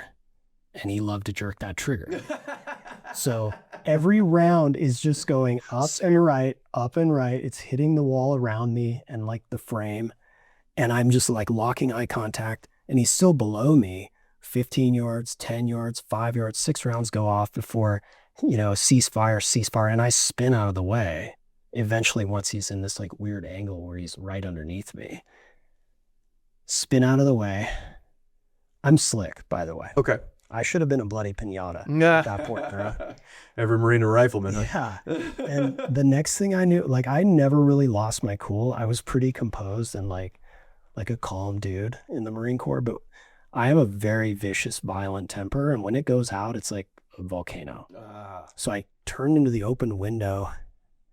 I think I was like yelling at the universe or some because it was also such a stressful deployment. And I'm just like, you boot out, do I look like an Iraqi? And I'm screaming and screaming and screaming. My buddy, Sergeant Ashley, the squad leader for Cat Alpha below stairs, he's just like, he starts laughing. Like, Lemons, are you okay? I'm fine. I'm fine. I'm a little pissed off right now, right? But I'll be all right. It just so happened, and I, like, everybody was like, what are you going to do? What are you going to do? This guy, I didn't care. He was a junior guy. And sometimes I think that the payment enough is having to live with that, right? Especially for that deployment, for that young man, right? Having to make those mistakes, he will make sure that he identifies his target the next time that he would pull. When we talk 2006, I'll tell you the rest of the story. But that's there was just a lot of jumpy young guns, and again, just like talking about blue on blue, like throughout 03 and 04, there was just a lot of bad communication about where we're at or how to mark our position. And so that was something that I was like constantly having to tell everybody and their mother. And it's not enough to just tell them on the radio. Sure. You have to find different ways to like notify people, but also keep your position concealed. But things just went on. I mean, I found different ways to get in the fight. I write about route recon in the book, and I think Revert and I were able to save some lives doing that without ever pulling a trigger. Yeah. Again, it was the power of observation. Eventually we got attached to 2-7 Cav, and we went out with the Army. And so I was learning about Army and how different and the same and everything in between they are with the Marines. Sure. And then getting put in positions again where I'm like, okay, I've got 25-mile-an-hour winds, crosswinds. I'm in a nice secured schoolhouse with the Bradleys out in front of me. But I've never shot a runner at 720 yards in an alleyway that looks about the width of a gum stick in my scope. Right. And how much time is that for me to decide if somebody is foe or friend? Right. You know? They're just running. And some of them do have, like, there's women with backpacks full of RPGs. That's not something that I learned about in school. Right. That's not on the ROE card. Or there's folks who have donkey carts that are full of munitions and they're trying to throw rope lines and pull the rope. And I'm like, okay, well, we do what we can in all these different situations. Sometimes it's like pushing them back through misses or, hits. And sometimes, again, it's like we have all these crazy tools that we can use in combined arms, but less is more. And I just don't know about the consequences of like close air support in a town full of like all of these people. Yeah, and you're super restricted, as far as that. I really appreciate, I think you're kind of illuminating an aspect that does not get highlighted super well when it comes to the war on terrorism, is that the policy-wise, a lot of these young men and women are placed in some pretty tough positions in trying to solve unsolvable problems and doing their best to prevent any civilian casualties through that. I fight a lot because, I wrestle with it a lot, is that civilian losses that come from the nature of conflict. And it's upsetting when, really what's upsetting when people kind of beat us up for that. I'm not biting and trying to wash away civilian casualties. It's that we are really put in a tough position and trying to save as many lives as possible from an antagonist that didn't always believe in the same preservation of life that we did. And mistakes happened and people got hurt. And again, these young men and young women have to live with that, later on. So I do appreciate you are shedding a lot of light on how many times you really work to try to like at the preservation of human life, trying to wade through all of this nonsense and all the chaos to be able to say, I'm still going to do the right thing as best as possible through that. Speaks a lot to your character. It was also just back to back to back missions where we were, again, once we were out of the cemetery, we were just in kind of these different operations where we'd go and attack places where we knew the Mahdi were at. So we'd drive right into a hornet's nest. I mean, we came up with this crazy way of trying to get on roofs with using like irrigation pipe. Or you put one Marine on one end and 4 or 5 on the other and run towards it, reverse pole vault, and then push him up the wall. Some guy in recon came up with it. So I became the test dummy for the first mission that we ran to capture al-Sadr at his house. He wasn't home, but I got pushed up onto that roof and I thought I was in a good position. I could see the lay of the land. I had a good FFP of like final firing position I was going to get into, and I fell through this roof and fell 2 stories. Jesus, are you serious? Onto a cement floor. Of course, like I've been skiing since I was a kid, so I know how to jump from really tall things and not break my legs. Oh my God. So that kicked in, and I protected my sniper rifle. Thank you. Appreciate that. When I landed, it really screwed up my plantar fascia, and as I fell, I hit my head, and I had a concussion. I was wobbly, like the sounds were flowing in and out. Felt like my head was underwater in a pool or something. Yeah, there's really no correct way to fall through a roof 2 stories. I mean, I know that you did your best, but I don't know that there's like a doctrinal way to do that. And then there's AK-47 bolts being racked on the other side of this door. I happened to fall into a closet in an ice cream factory. What? But then like my adrenaline is so high that my boys come and get me out of there, and then we just carry on. Yeah. And at the very end of that, I got a splitting headache and my feet are killing me. And that was like the beginning of a long injury that I've been dealing with since then. But I just sucked it up for the rest of the deployment, for the next 2, for years on end. And lots of guys, lots of gals have these kinds of things. But I have to be able to kind of just like you did with the loss of your friend, was compartmentalize that. You got to turn that off, right? You got to turn the pain off, got to turn the grief off, you got to turn everything off, and then continue to push forward. So, all right, so from this deployment, you then get back to Camp Pendleton, right? So you finish this deployment up and you get back to Camp Pendleton, and then what happens? You take over as Chief Scout immediately? It was already happening while I was kind of in Iraq because Revert was getting ready to go to drill instructor field, and I got pulled out of Fallujah early. Like, I was in the cheap seats on the peninsula, so I didn't go into the city. Mm-hmm. I was trying to protect your guys' flank there. But I knew it was coming, but I literally got a call while we were running operations, and I got sent home, and I put the guys on the Humvee. This is the second bridge, not the ones where the contractors were hung, but the one further south. And they went into the city, and then I went home. So I'm training the guys, but I also feel like insane levels of survivor's guilt. That's not the word the term I used then, but it was like what I was going through. I was like, what am I doing here? Why am I wasting my time? Yeah, these guys need to be trained and the next deployment continues, but all my friends are still out there and I'm back here feeling useless. And, well, I just continue to go on. Eventually the platoon comes back.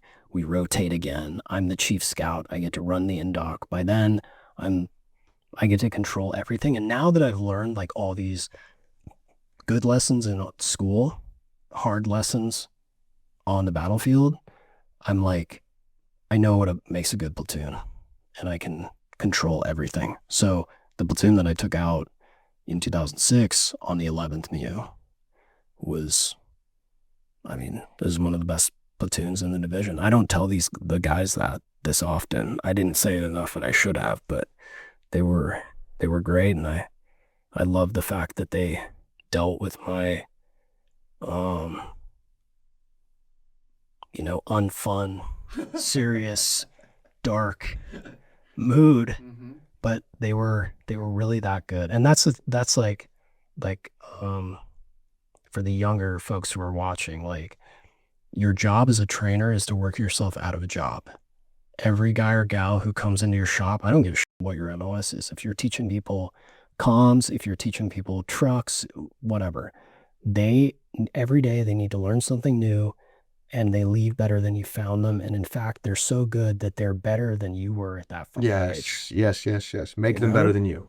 So that's what I had. Even though at certain times we didn't have a platoon commander or a platoon sergeant, so I was doing those billets too, and then team leader and everything else, but we floated out. We were the reserve for the entire war effort. And the problem was we were at the 0506 is when Mattis moves over to meth. And I think the phrase at the time was deploy or get out. So we had a lot of senior management who were coming to the battalion who had never been to war before. And now we have these seasoned 2 combat tour vets. And instead of coming hat in hand and saying, tell me what you know, young gun, a lot of these folks were insanely insecure. And I didn't get it, but I was seeing it more often than not because I'm the chief scout, so I do a lot of admin. I have to deal with the command. I have to brief everybody. And there was just like this unwillingness to just realize, okay, I might have rank, but I don't have your experience. So let's meet halfway and see if we can make a better battalion. It was very ugly. Like, we were great at the lower end, but the top end was just bad. And so I was whipping these guys all the way across the ocean, getting them ready, assuming the worst, that we were going to go in. We were in Kuwait for... You were a sergeant at this time? It was sergeant. We were in Kuwait for almost a month in March and April, just waiting to go in. Again, different story. I broke every rule that I could possibly imagine. Like, I kept ammo in my barracks. I drove everybody on base to ranges. I had my point man, Rodney Garvin, just a hell of a welder, take old Humvee doors and Korean War bunk beds and make our own steel targets for the platoon. Love it. And then we had those in the quad con. So we had data on those guns down to like 10 yards. What I love about that is like, so like the service has this thing where they're really big into institutional kind of, you have to do always these things the right way. Yeah. But what really a lot of times on the underbelly gets done is when people are breaking the rules. And One of the things that I felt most frustrated by was being a sergeant and then coming back from 3 combat tours very, very rapidly, was that people would still assume that I was just a sergeant and not that I had a ton of expertise and I'd only ever done this kind of thing. At the same token, being a sergeant is a very great rank because you you know what you can get away with and you know what the rules are and how like, just, press the boundaries and stuff. But I do remember that was like, we've lost a lot to ego. We lost a lot of institutional knowledge to ego and to saying like, get out of here, or young guy or young gal based on the 3 stripes up and assuming rank with competence. Yeah. We did not go in, and my guys would have been ready, so I never worried about them. But we were on the LCAC floating out, and the company commander I was with, he was at the back of the LCAC with me, and he was crying. He didn't think anybody could see him, and it was tears about not going into combat. Like I felt that without him saying a word, I knew exactly what he was feeling. wow. And I was relieved. I thought a lot of that command would have gotten a lot of Marines killed. Wow. They were just that bad. And again, this is the power of being a senior sniper, is that it's not just that you can see things out here for the battalion, is that you can look at the battalion itself because you were once part of it. You know what it's like to be an 0311. You know a good company commander because you spend so much time briefing them that you can judge competence, incompetence, confidence, bravado.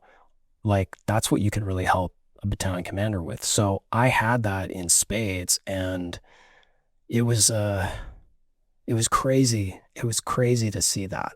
But we come back, we float back. I do the same thing. I leave early in Hawaii, bring 3 of the pigs back, wind them up for school. At the same time that's happening, I'm putting in a re-enlistment. I never thought I was going to do more than 4 years, but I was so good at this. I was like, and it was like all my friends are still there, and my survivor's guilt is through the roof. Like you can't believe that I'm like, maybe there's nothing else I can do on planet Earth other than this job. It's really weird. Like anytime that you're in the fight, you're thinking about coming home or about the fight, and then you come home and all you can think about is wanting to get back in the fight. Yeah. I mean, the weird thing for me, man, when I stepped on those yellow footprints, I just assumed I was a dead man. So every time I came back, I was like, how did I make it back? Yeah. I guess I'll go out again. Yep. I made it back. I guess I'll go out again. That's where I was. That's just what we did. Yeah. It was just like this constant dance of like 7 months back, 7 months out, 9 months, a year back, 7 months out, and did that for a very, very long time. It just became part of our routine. Yeah. So I knew I needed a break though. My nerves were getting shot. I was struggling a lot with my own addiction, like my own addiction being I had an eating disorder. I was an anorexic. So that was happening during these deployments. Yeah, I remember reading that. That was interesting. It's not something I've come across before. I mean, it's actually more common in the military than you think. Interesting. But it's not something that we hear a lot about. We'll talk about this a little bit when we get into like this whole wicked of PTSD, but an addiction is an addiction. It's an addiction. It doesn't matter what it is. It's a way of controlling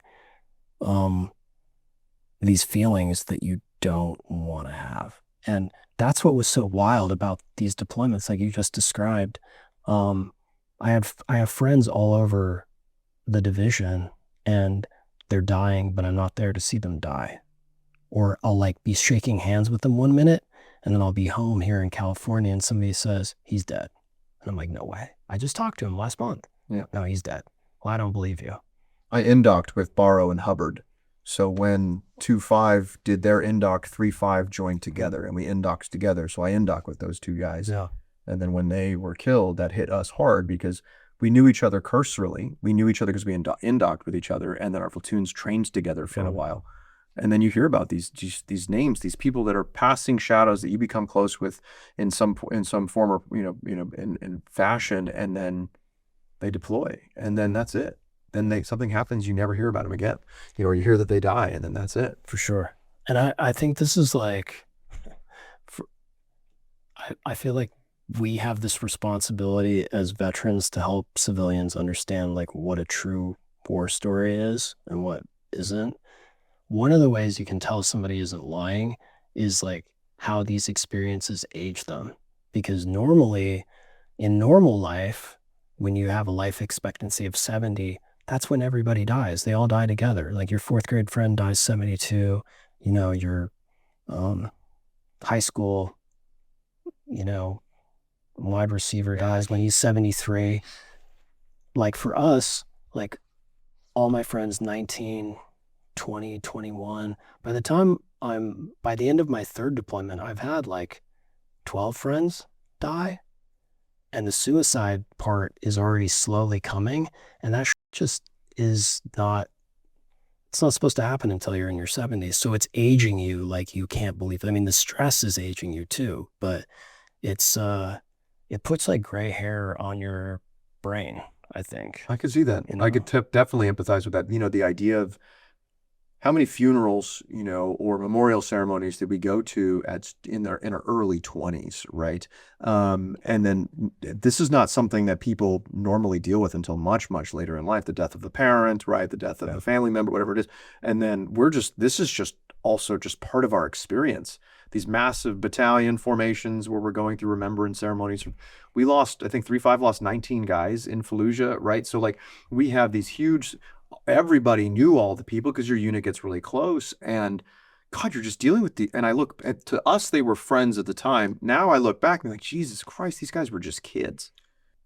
And it's hard because it's not the civilian's job to understand our experiences, nor is it their job to experience these things. We signed up for these are things that we wanted to do and went forward and did that. But God, man, is it hard sometimes? I think the other thing that happens is you're going on these back-to-back deployments, especially as you like get input and more responsibility, is the new gen comes in and you don't want to be friends with them. Not because you're mean or you're bastard, but because I have to put them in harm's way, and it's a lot easier to not get to know them, so that if they do get killed, I hurt less.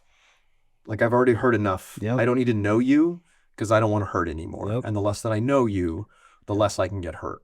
So I was there in 06, but I thought I can't do anything else. And I'm like actually really good at this. And people tell me that, and I believe that. So, but I knew I needed a break. So I re-enlisted to go up to Bridgeport to be an instructor.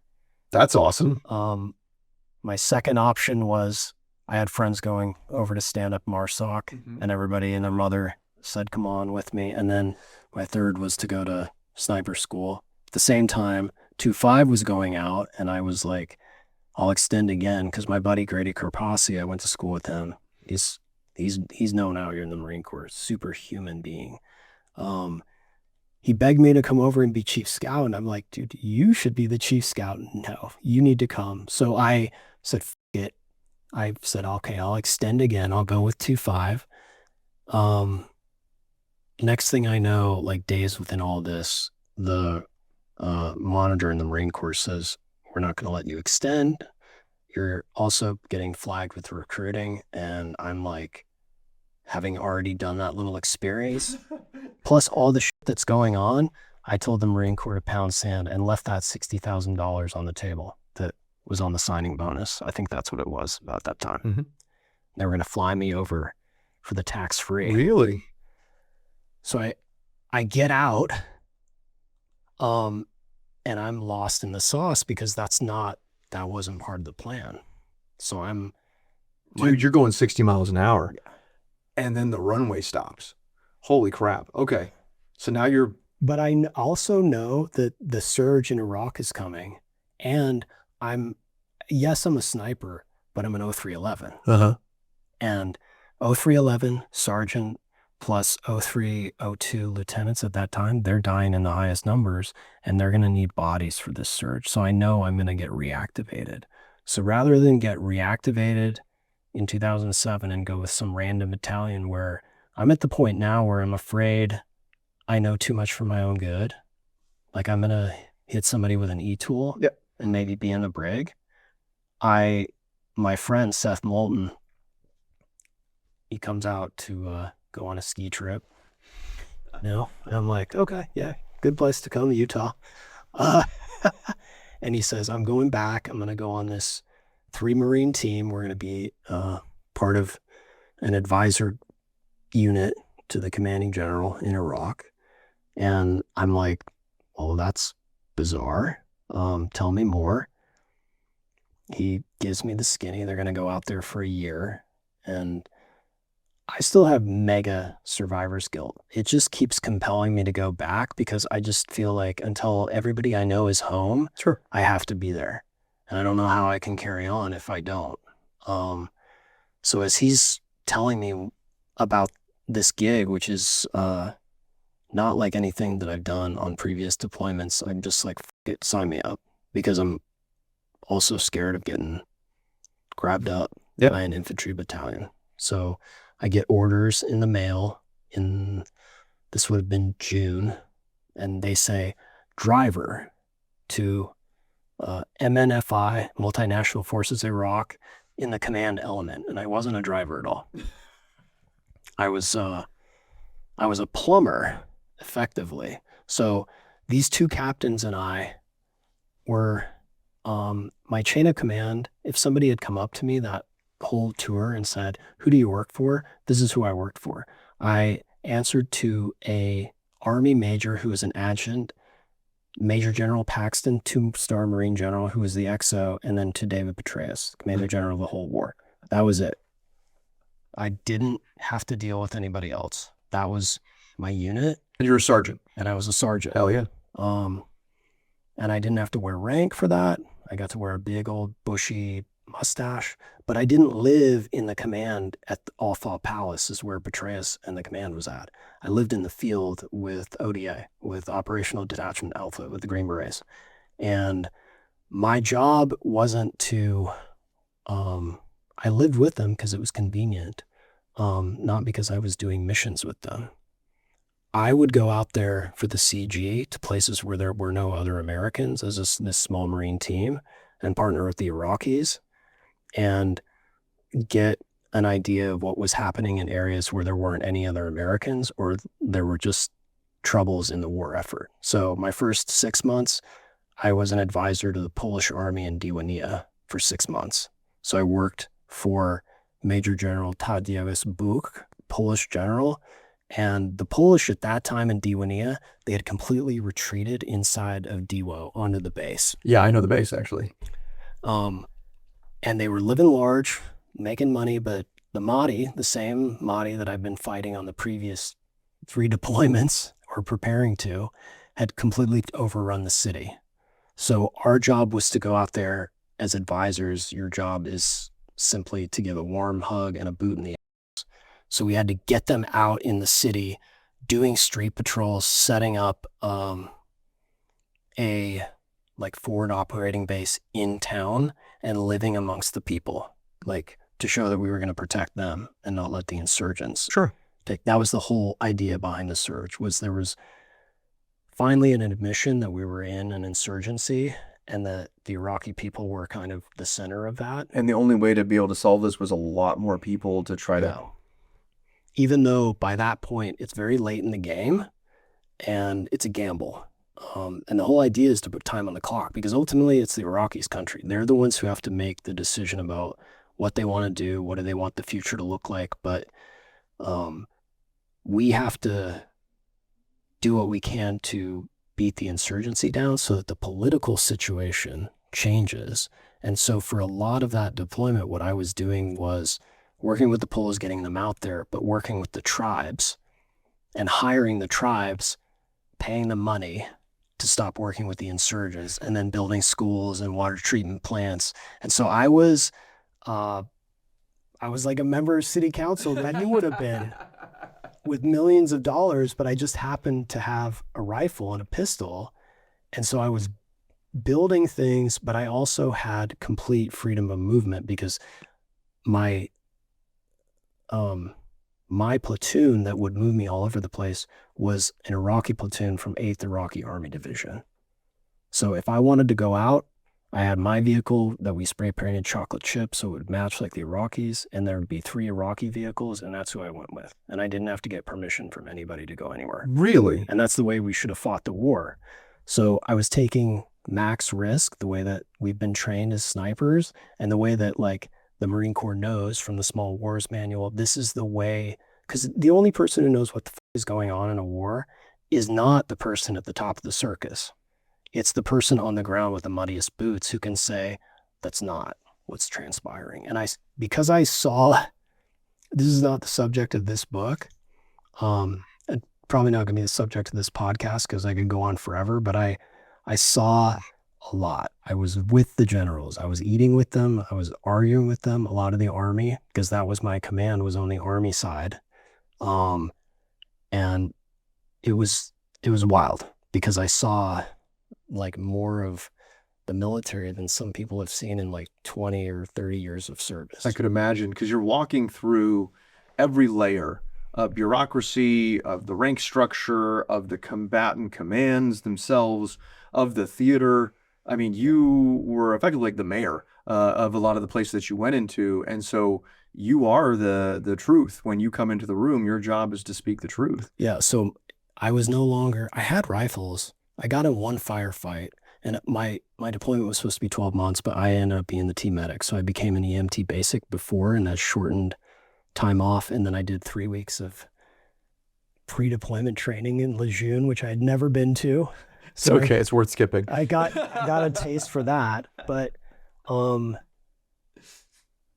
mostly used my mind and my mouth because I would have to be telling 1-star generals, American, 2-star Polish, 1-star Iraqi, this is what we're going to do. This is how we have to do it. I lived with a battalion of Iraqis up in Suwaira, which was a mixed Sunni Shia town on the Tigris near Al-Qut. And this is when Iraq is in a full-blown civil war, and there's like 3,000 bodies a month. But like the wild thing for me is like, I'm a Marine. So everybody thinks Marine and I think Al-Anbar. I'm the Marine who spent the least amount of time in Al-Anbar and the most amount of time in Baghdad. Dude, that's crazy. It's wild. That's crazy. It's wild. So then I would eventually, I went down to Basra when the Iraqis had their own operations to take the city back. So the British had abandoned the city. This is in the spring of 2008. So I got to see what a defeated military looks like. Then I finished the tour up in Sadr City, where they were literally splitting the whole neighborhood with T-walls and was providing security and reconnaissance and surveillance to the Army while I was there. And that brought the deployment to the end. This is all the while, like, I'm in super pain. So you're dealing with my feet from your that fall. feet from the fall. 2004. There's PTS, still floating around in there. There's a heavy concussion, stuff like that. I had shoulder surgery on my right shoulder. Because why not? Yeah, why not add to that, right? I learned how to do everything left-handed, right, shoot, throw baseball, which everybody should learn how to shoot left-handed or whatever your hand, because you never know when your arm's going to get taken out of the fight. Yeah. But it was again kind of like I was at that point at the end where, and then working with the ODA, everybody was like, you should try to come over here. You'd love it. You'd love it. And then, of course, everybody who's at MORSOC is, why don't you come over here now? My body was kind of making the decision for me because it was finally falling apart. But I also was, just getting so sick of seeing, all my friends die. I mean, that deployment was different because I was with the Iraqis, and one of the things I'm proud of is I never lost a troop under my direct command. I mean, some of that's probably luck too, but I think I was just so sick of the military because I'd seen it all. Like at that point, living with special forces, I was like, wow, the grass isn't any greener. And then I have, more friends getting hurt, getting killed. And we went back to Lejeune to redeploy in June of 2008. And this was like the moment that stuck out of me in that whole wasteful administrative process. But we were living out in town and we had to check out. So on the way to work, we stopped at Dunkin' Donuts and we just wear our uniforms in there. And I hadn't been around Marines now for like 10 months. So, Oh, how the mighty have fallen. but I'm like, I don't think a second about going in a Dunkin' Donuts in my utilities. And this is in Jacksonville, so somebody at home probably knows where this is at. Yeah. But We like to call it J Vegas. there's a very grumpy career Marine who I can see through the glass, who makes eye contact with me, and I make eye contact with him and I smile. And the next thing I know, he comes inside and he just rips into me and loses his shit. He's got a geek strap on and he just proceeds to tell me, what the fuck are you doing here? Why are you in this uniform? And then he sees Captain Moulton and proceeds to rip into him. And Moulton takes the blame, and apologizes. But I'm like thinking, wow, like all this war, I've just come back from this crazy deployment, and this is what the Marine Corps has on offer. Like, this is such a disappointing gig. Even if my body was okay, I don't think I can do this anymore because this just doesn't match up with my experience. And maybe I've just been through too much and been on the raw end of the football, but I can't tolerate this Mickey Mouse micromanaging shit. And at that point, my body ultimately kind of made the decision, but my mind was just out. So I come back to Salt Lake. I'm still in a state of like, what the Marine? But now a new war begins, and that war is like the recovery of my body because it's getting slowly getting sick and crazier. And that's really what the subject of the book is about, and also what the next 10 years about. So I went home, and my brother, I'd used the previous 3 deployment savings to start a skateboard business for my little brother, who had also joined the Marine Corps against my wishes, but they shredded the contract because he did some time in county jail. So I did not want, I'd done enough for my family, so nobody else should have to go. So I came back and was doing the retail thing, hated every minute of it, just trying to come back to the first civ div that we call it, and try to find my way. And I was certainly struggling with what my friend Doc Newton calls the hero to zero complex.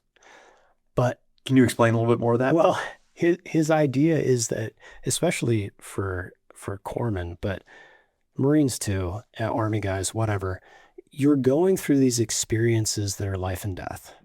There is nothing else in the world that matters other than the now and these crazy back-to-back deployments that you're on.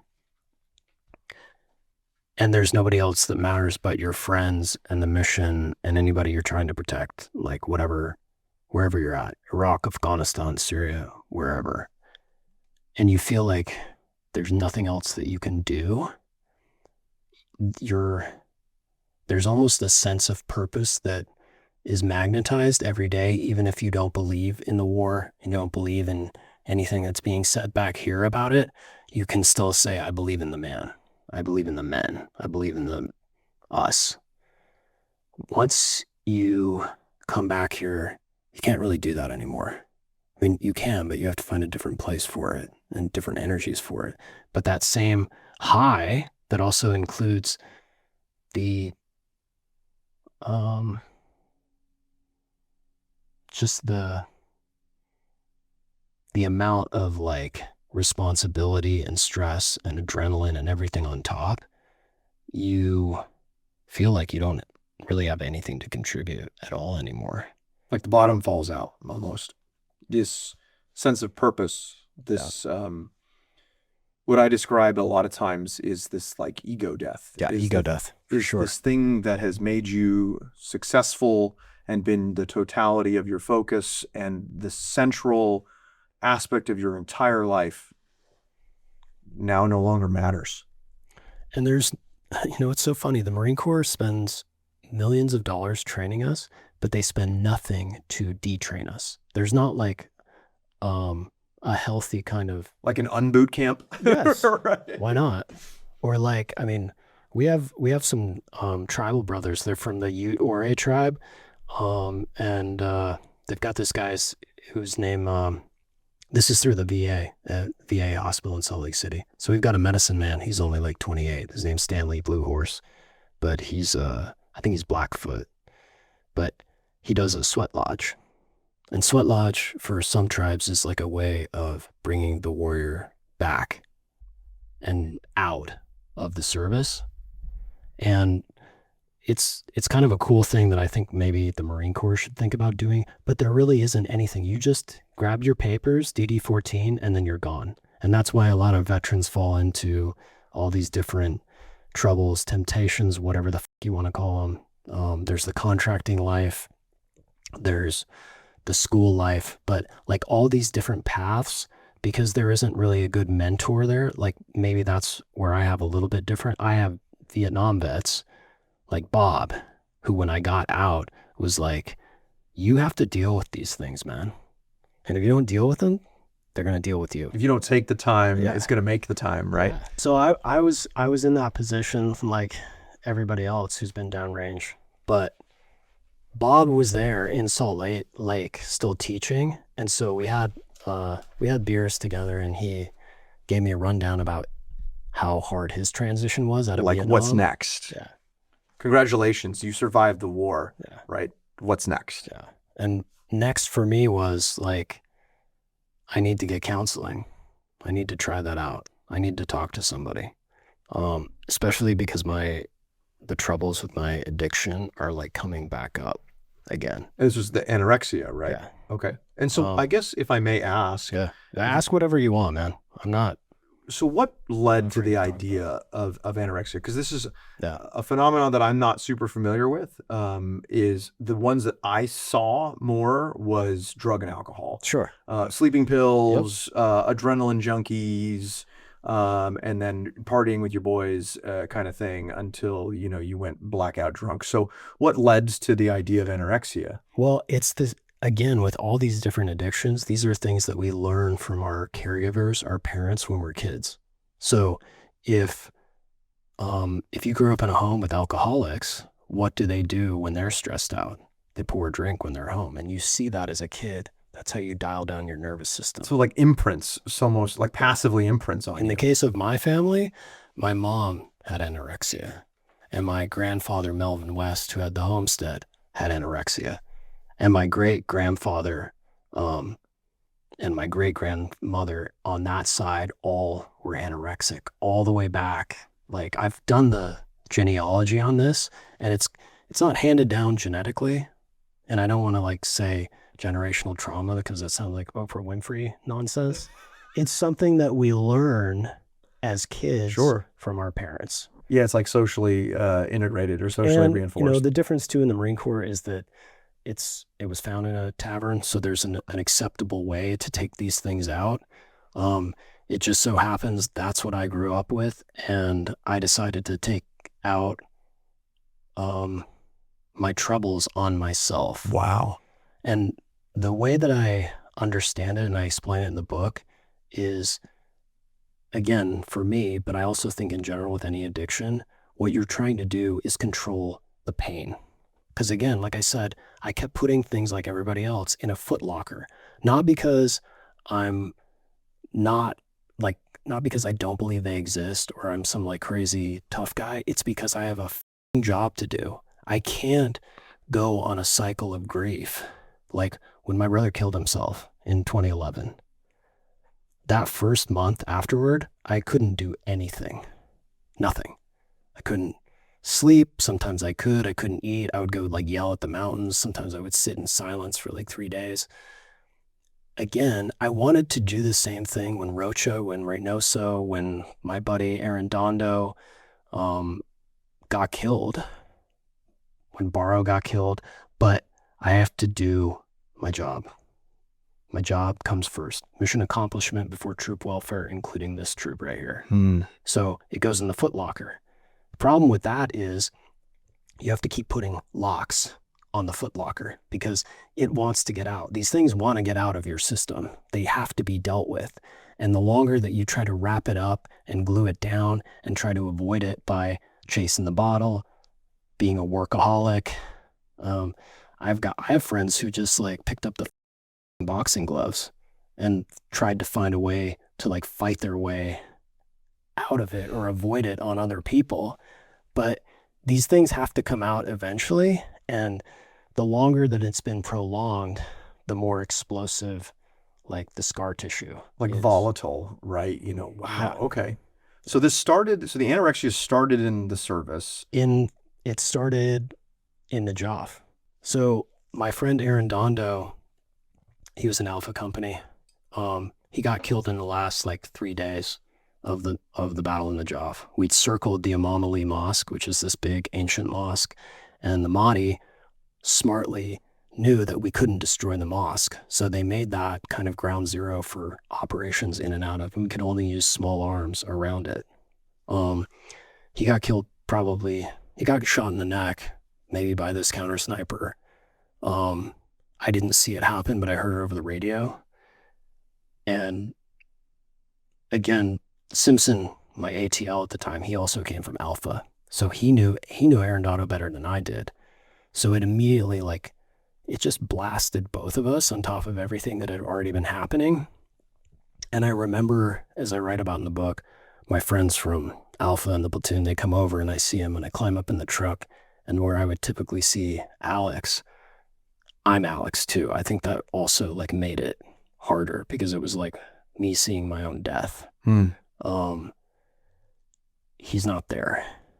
And almost instantly I climbed down, I walked away from my friends, I went over to this gym that we had built and I just started hammering the weights and throwing them. And then everybody was asking me to go to chow and I was like, I don't want to go.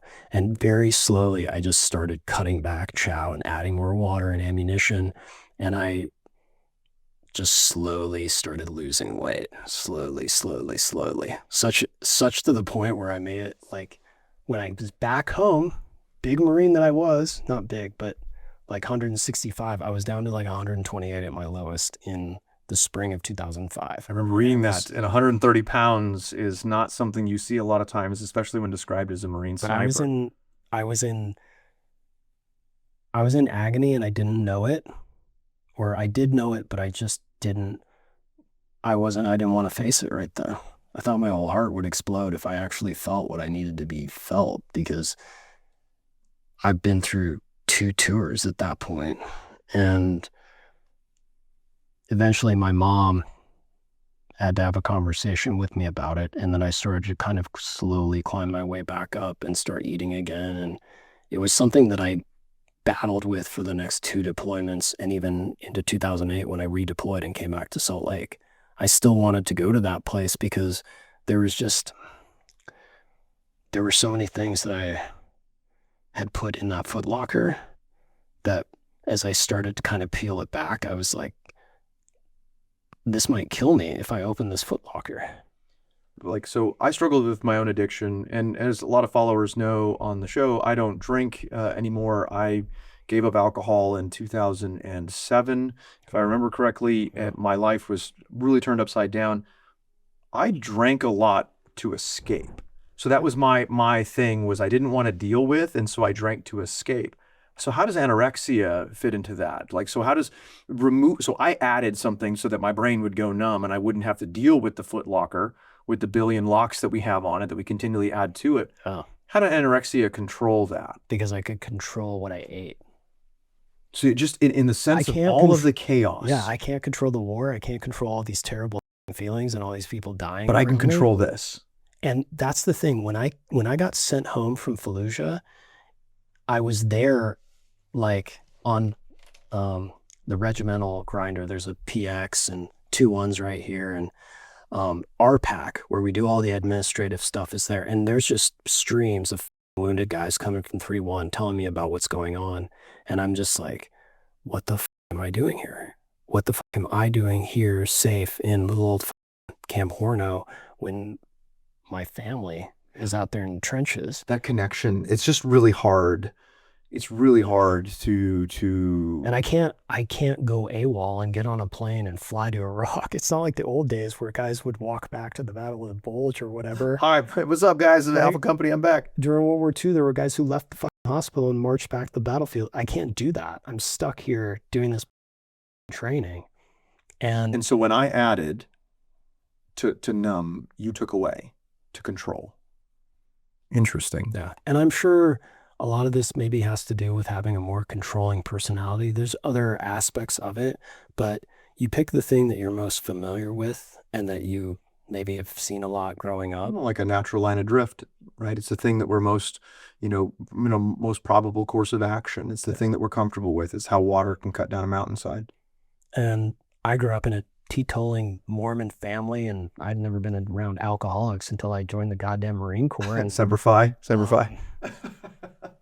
I don't mind drinking, but I never really took to it. No. So that was my chosen thing, and I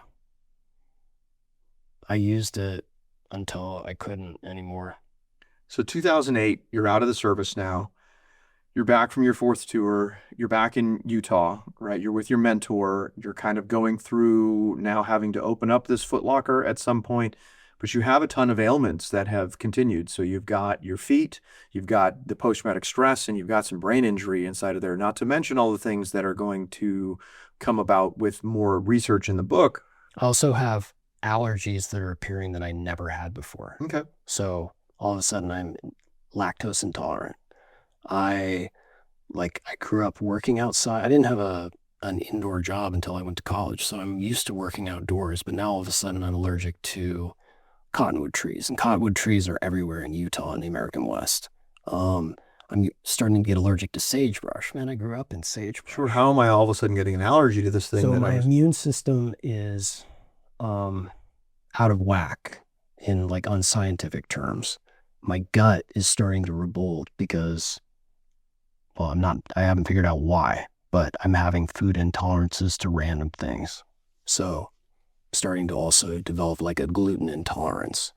And all these things are kind of slowly building even as I'm trying to come back to earth and be Mr. Lemons and not Sergeant. And oh, by the way, they send me a warrant saying we've promoted you to Staff Sergeant, and I've been in the Marine Corps in under 6 years. Congratulations. But it was like, and then they're sending letters out at the time begging people to come back, and I'm like, I tried everything I could to stay, and you didn't want me, and now all of a sudden I'm out having to go through all this other stuff, and now you come crawling back. Yeah, I get that. I remember seeing a lot of those. All of this is kind of spiraling up and down, and I really, at the behest of Bob, I go to the VA and I go through some counseling called immersion therapy, and it did help. Where it was the first time that I just kind of focused on some of my friends and kind of opened that part of the footlocker, and it ached. It ached a lot. They also, I saw a psychiatrist first who was like, okay, you can't let the weight go down any further, and we're going to try SSRIs, something I was never on board with. So antidepressants. So I went on low dose antidepressants, even though they have tons of side effects. And I did like probably a year of counseling, and then I got off the antidepressants. I didn't need them. And a lot, not all, but many of, especially my more nightmare symptoms, kind of receded the more that I just kind of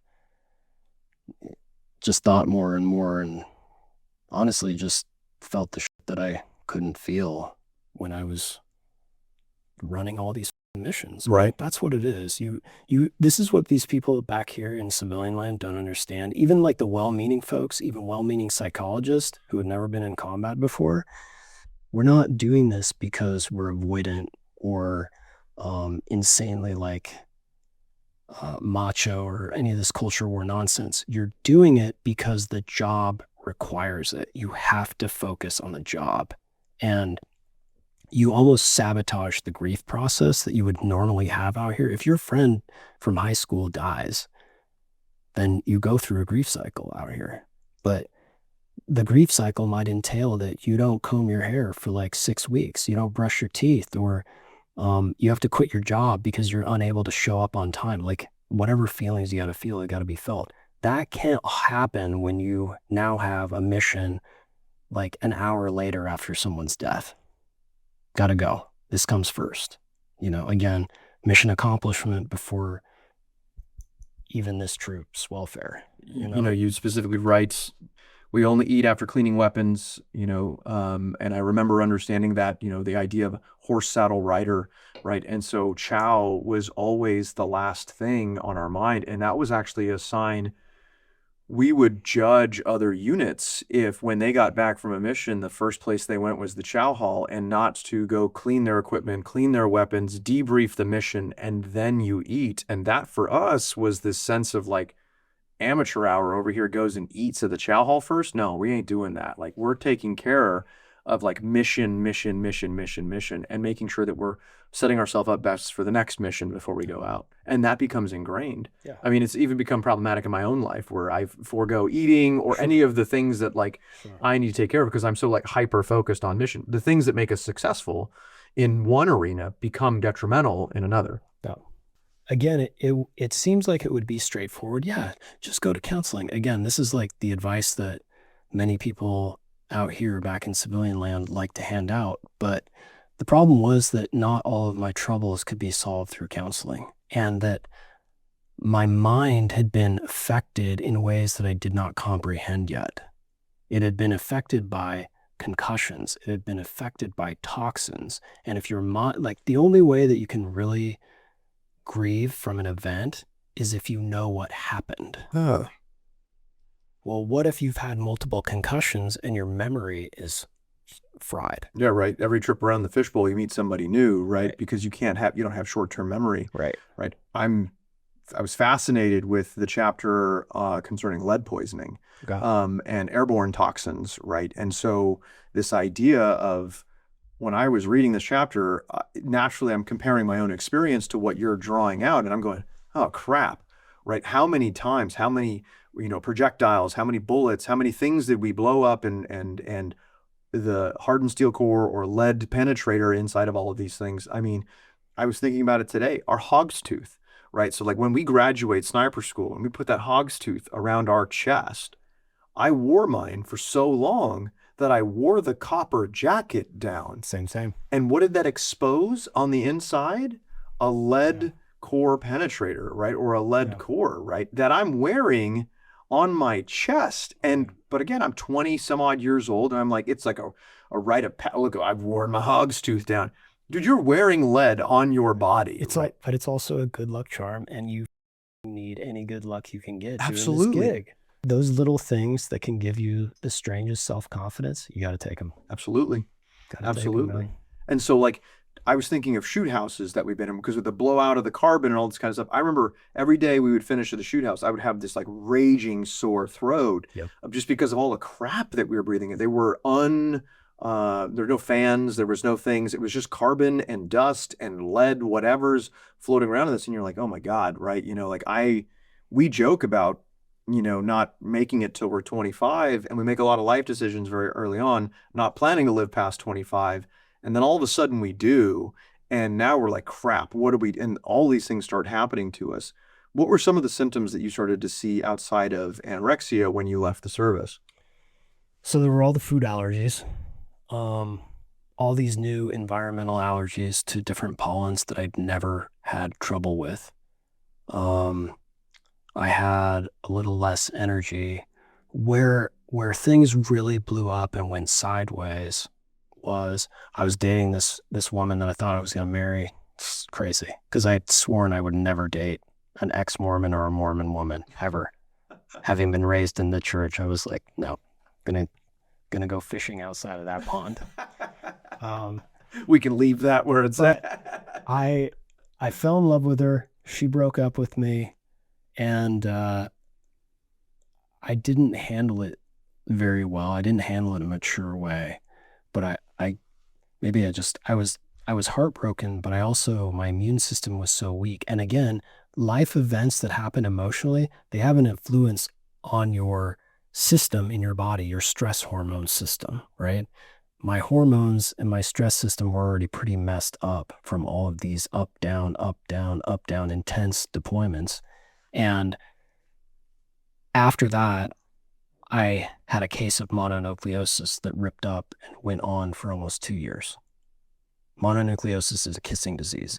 You pick it up as a kid, it stays in your body, inside of your bones. And during like stressful events where your immune system is kind of raggedy or broken down, like getting COVID, for instance, it releases these B cells that act like zombies and come back to life. And then you can have it again, but it's worse. Oh, super. So I guess I have that to look forward to at older age.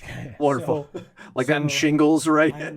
I'm prefacing not by, trying to bash on this woman. It's just my system was not in good shape. So I have mononucleosis that goes off for 2 years. It's so bad that I had tried going back to graduate. Well, I was planning to go to school to study environmental restoration. That's like my day job now. I clean up polluted streams and wetlands because after I grew up kind of being a birder, and so I wanted to be a biologist. That's where I got my scholarship, and so I was kind of going back into natural resources so that I could work outside. Well, when the mono broke out, I was living in Portland, Oregon with my little brother, and I'm a fly fisherman.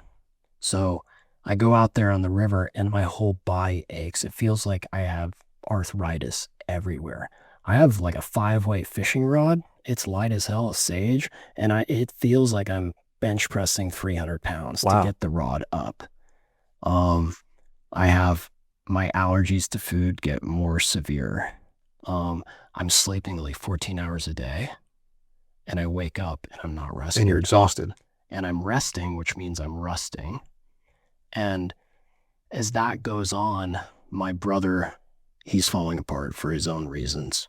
Eventually, he takes his own life in March of 2011. So again, these things, when we think about death, we think about like the effects it has on our heart and our mind. Your heart and your mind are still physical instruments. Yes, if you believe that you have a spirit, I absolutely back that. But you also have to remember this stuff is happening at a physiological level, at a subatomic level, on all these trillions of cells that make up this stack of you and I that's sitting here and everybody else at home. That wave of stress from like death, especially, can take a weakened system and make it even more taxed and more stressed out. So when my brother took his life, it kind of took that whole mono case and just laid it even worse. Yeah, just put it into hyperdrive, right? Yeah. Now, I'm still, I'm a fucking scout sniper, man. I have to figure out things on my own because I don't have a company. I have me and a little old team. So you have to be kind of a self-starter to be a good TL and just like a good pig, good hog, whatever. So I'm going to rely on myself and I'm going to figure some things out. So in 2011, as I'm dealing with my brother, and 2012, when I go back up to Portland, eventually I go out of the range and I find this doctor who was a corpsman. So I'm like, okay, I'm in good company. Corpsman's not going to set me wrong. He was trained as a chemist and then became an MD. So I'm like, okay, he has an understanding of the body outside of the what's in the manual, and maybe in a way that's less pre-med and more holistic. Sure. So I go to him. He tests all my food allergies. And it comes back, I can't eat cottage cheese, I can't have pineapple, I can't have garlic, wheat. We pull all those things out and I feel like a lot better. Not 100%, but a lot better.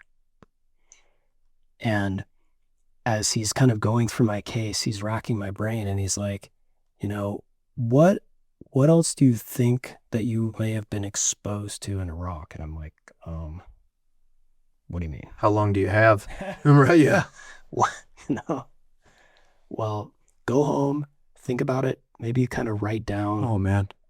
Not so much your deployments and the combat and like formations and all the rest of the stuff that we just blabbed on about the last 3 hours plus, but more what was in the environment. What were you eating? Because he was all about focusing on food. So I do a little bit of that homework and I come back for another session and he tells me a story about when he was, he moved up to Oregon from Florida. And down there, he was working with some single A and double A baseball players and he had a coach come in. So I'm a baseball fanatic. So I hear him say that and I'm like, okay, I'm into it.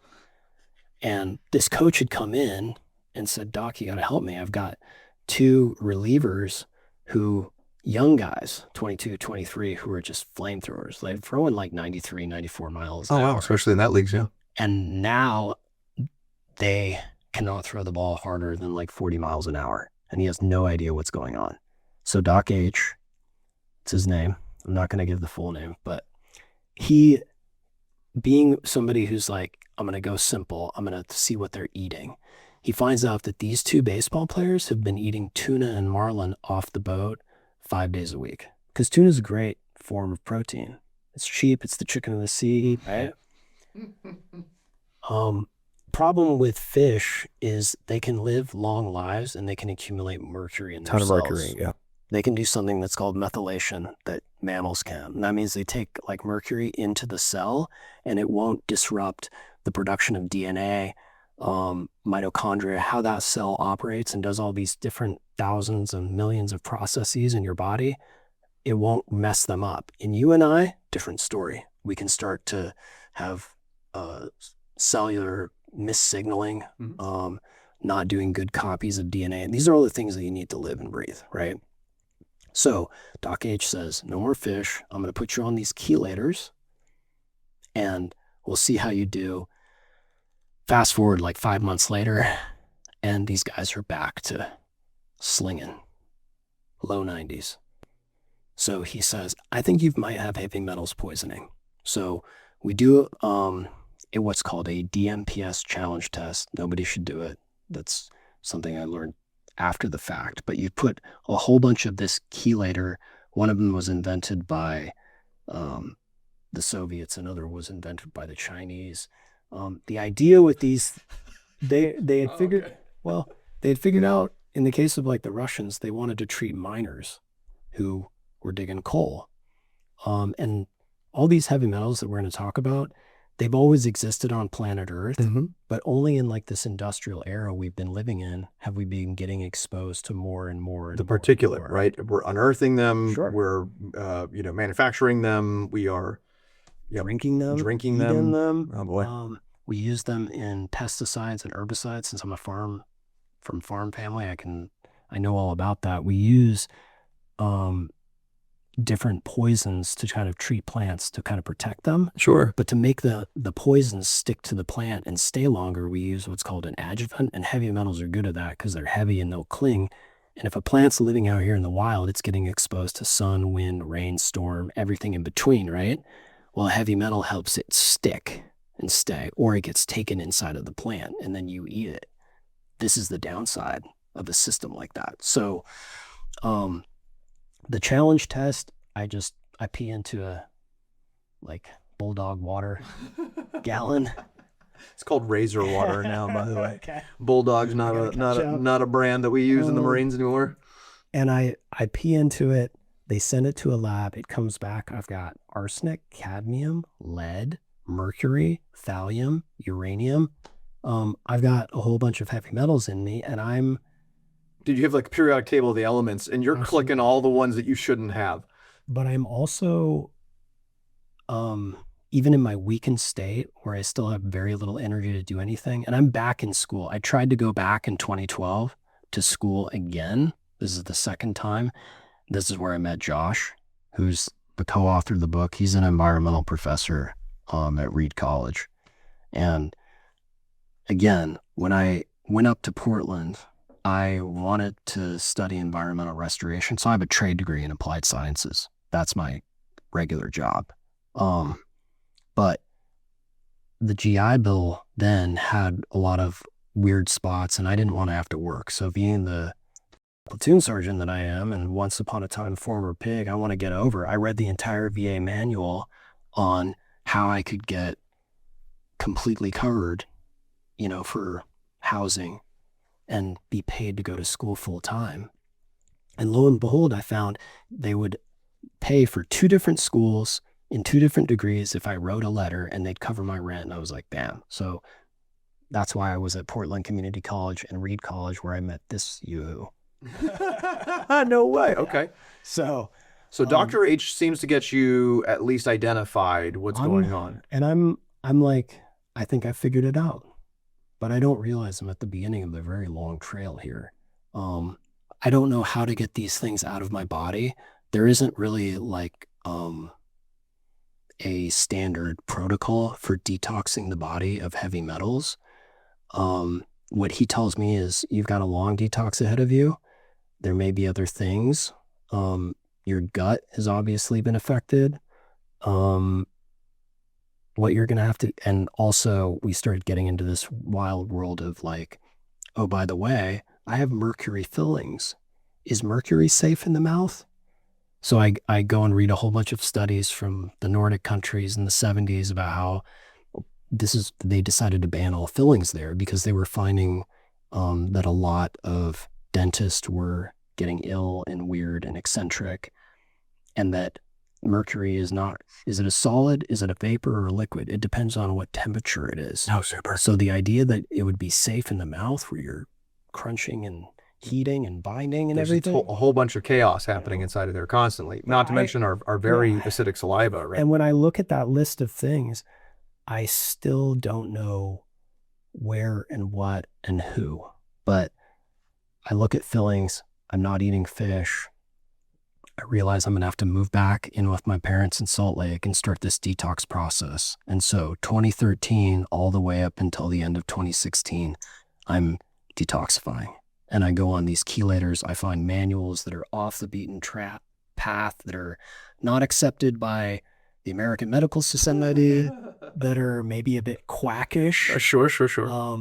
But I'm going through like a protocol that was called the Andrew Cutler chelation protocol, and he wrote a couple books in the 90s about this. And it was very like low and slow at these dosages of these chelators to remove them from fatty tissues and also the brain. So that's the other thing too about, okay, I have heavy metals poisoning. The test shows that I have some, but like, where is it in the body? Sure. Is it in my liver? Is it in my lungs? Is it in my bone? Is it in my brain? Because you have to treat those differently, I'm assuming, based on locale. And the only way to definitively know where any of this would be is going to be an autopsy. Oh, that's rewarding or redeeming, I would say. Well, I would hope one of the things that we will try to do, like with the book and with everybody else's help out here, is that we start autopsying veterans who are already passed to see what their exposure level is, not just to heavy metals, but to everything else. So that's like for the maybe, what are we going to do about this situation? But that's the problem with all of these toxicants that we live in modern world. The only way to know how we can, to like definitively know, okay, did Alex get exposed to heavy metals? We'd have to re-expose me to them to be definitive. That would be cruel. It'd be unusual. We can't use animal studies because who knows how close they are going to be to the real thing. So I'm kind of working in the dark on my own as I detoxify and slowly get better through those years that I'm not working. And eventually I get well enough to go back to school, in 2017, get my 2 degrees. And this is around fall of 2018. Josh approaches me after a class and says, I think you need to write a book on this. And I'm like, I know I need to write a book on this.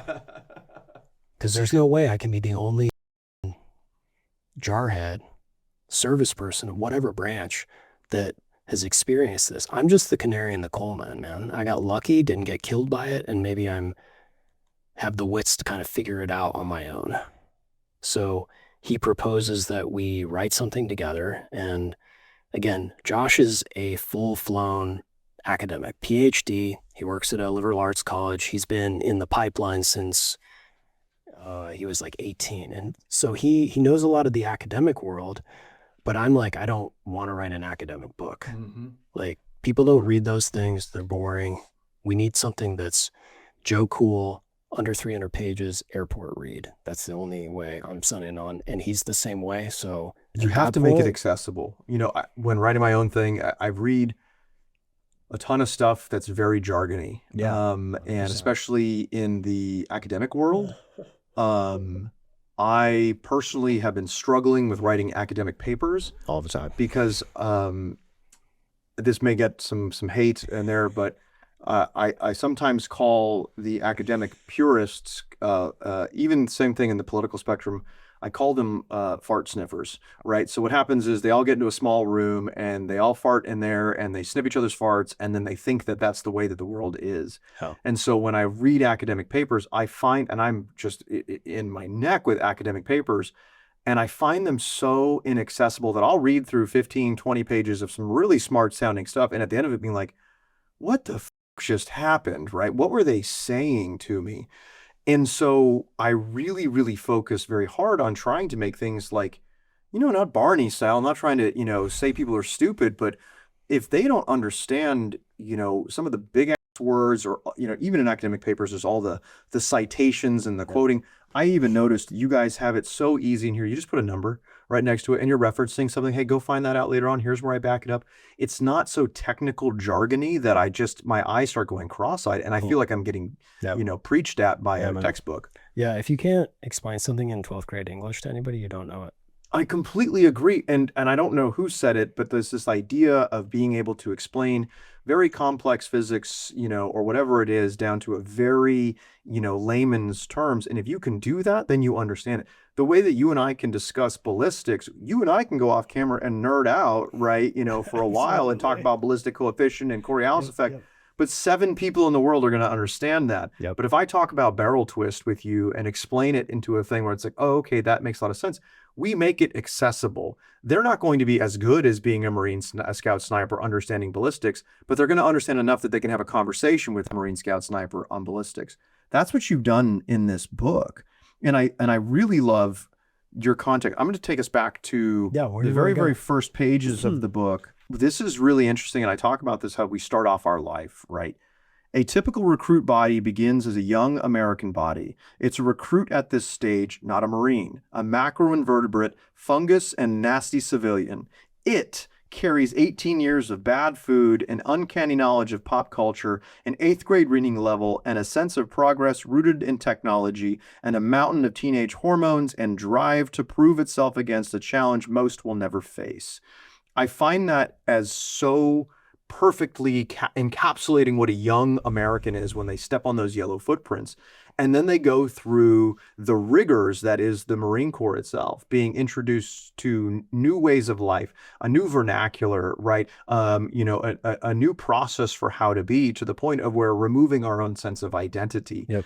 The Marine Corps strips everything away so that they can build you up the way that they want. But also in and along that process, we read through the exposures that we're exposed to, most often being, I think, early on in our career is lead and then carbon exposures.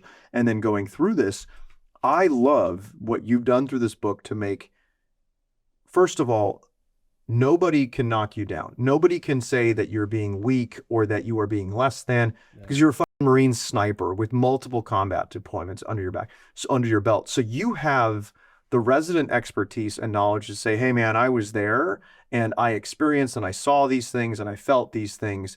Yeah. And what bravery that you have to come out and say, not only did I experience these things, I'm going to talk about my experience with these things and talk about my process of healing.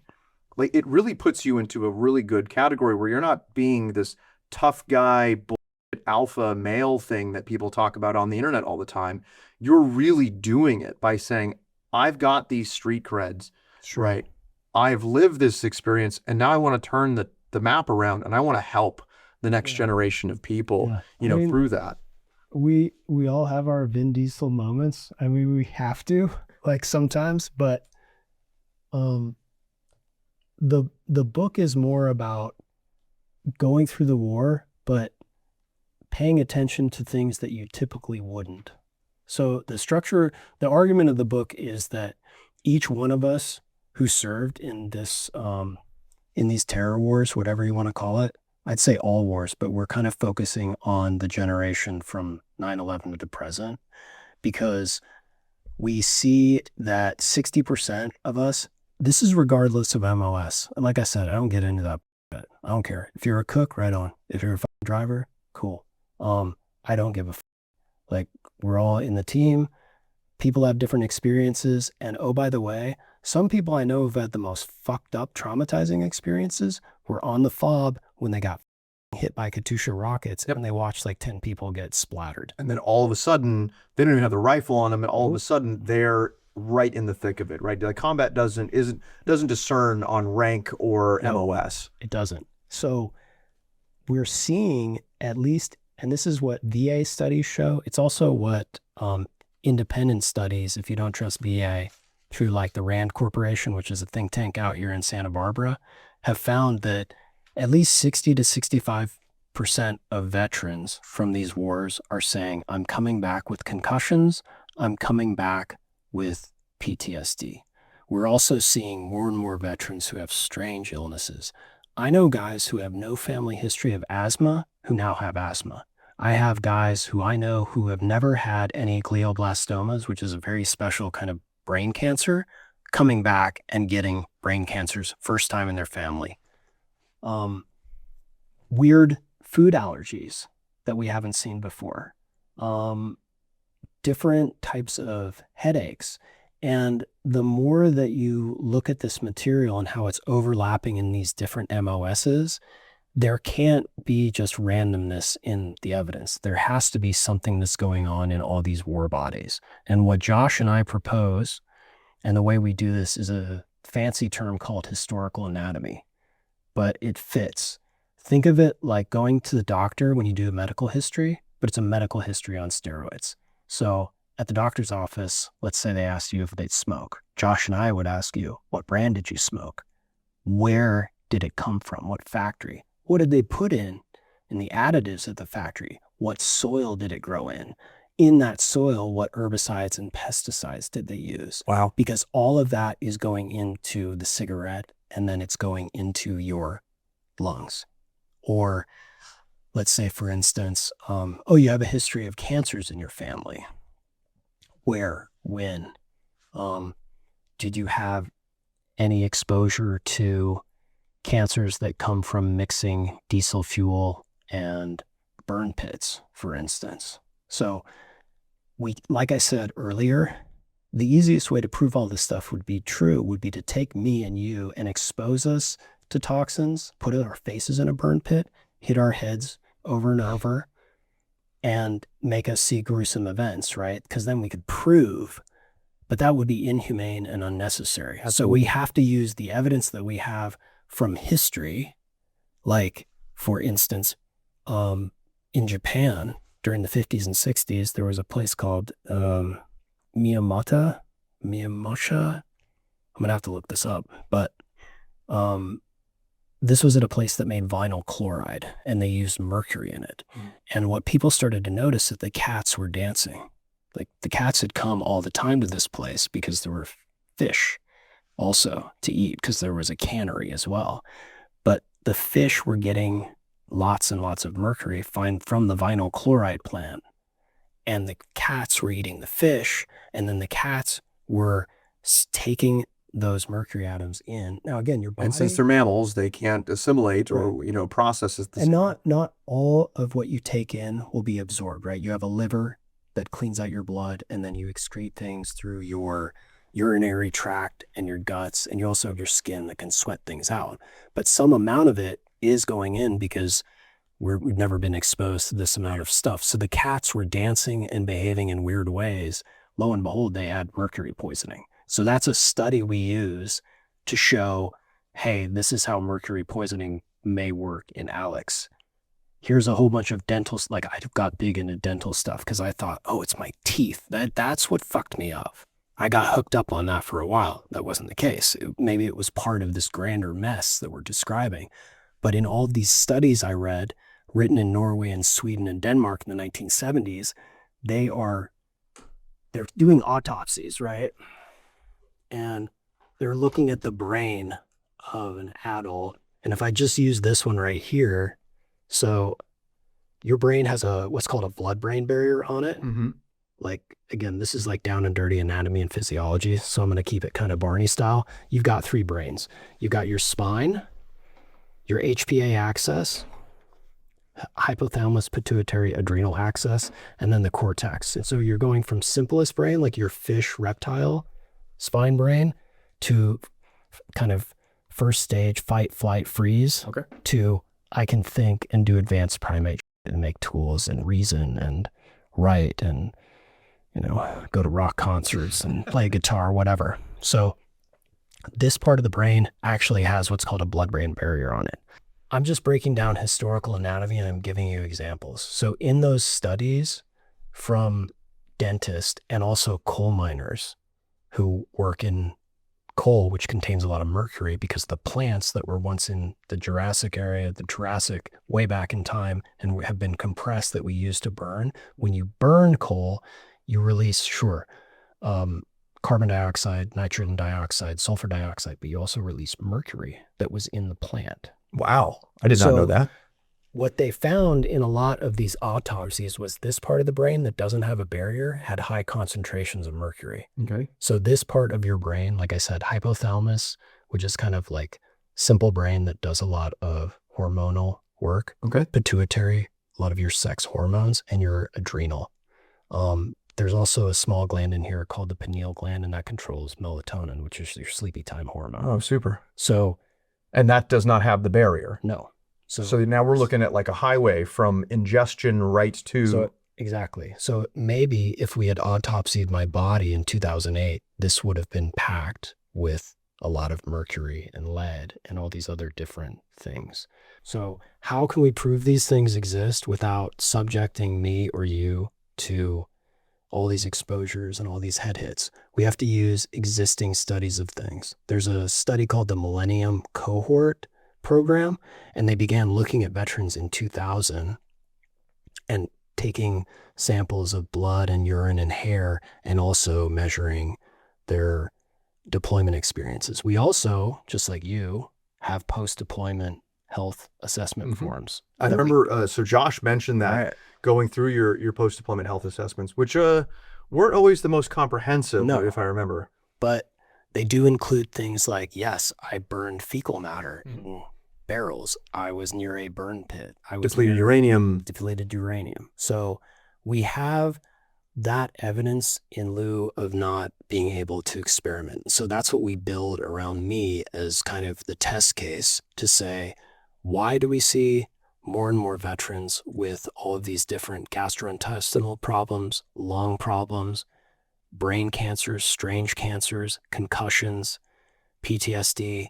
How is this all interacting also with the number of suicides we have, which is, there have always been suicides after the war, but it's not 22 a day. I don't know where that number was invented, but it's probably 1 to 2, which is 1 to 2 too many, but it's still high.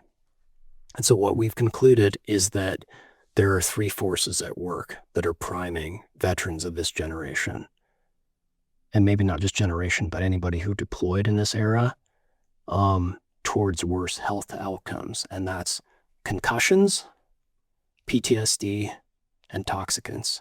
And the way these three things are interacting is what drives a more sickened war body and makes it harder to recover from each one of those things because you can't treat them separately. You know, that makes a lot of sense, actually. You know, this trifecta of just not good, right? That happens inside of that creates this, as you said, a lot of people love the term, overuse the term, but holistic, right? Yeah. So it's a holistic problem. Absolutely. It's a lot of different pieces coming into one puzzle. And so solving them, you know, at the same token, I think would be as complex as the stimulus itself. Right. And so that's what the book is. I kind of show you my body and the effects because I had one small concussion. I've been in not a ton of IED blasts, but I've been in enough. And I've had my bell rung. I've had PTSD and I've had toxicants. So maybe we can use me as an example to help other veterans who are struggling because things are a lot more complex than just you need to go to therapy. Because that's what commonly said out here is you just need to deal with your issues. And again, you may need to, but there might be an order of operations and these three things are all overlapping. And if you don't treat one, then you can't treat the other, which means you can't treat the other. And if you only treat one, you may only solve that one small problem, but it's still interconnected and there are other roots that continue back and forth. I'll give you an example with my little dummies here. All right. So if this is, I'm going to pick a Marine from my life who shall remain nameless. All right. Let's say that this Marine was born in 1984 on Camp Lejeune because his mom was a Marine. In 1984, Camp Lejeune still had some toxic water in the form of trichloroethylene. This is a big thing for Camp Lejeune veterans from like 1954 to almost 1986.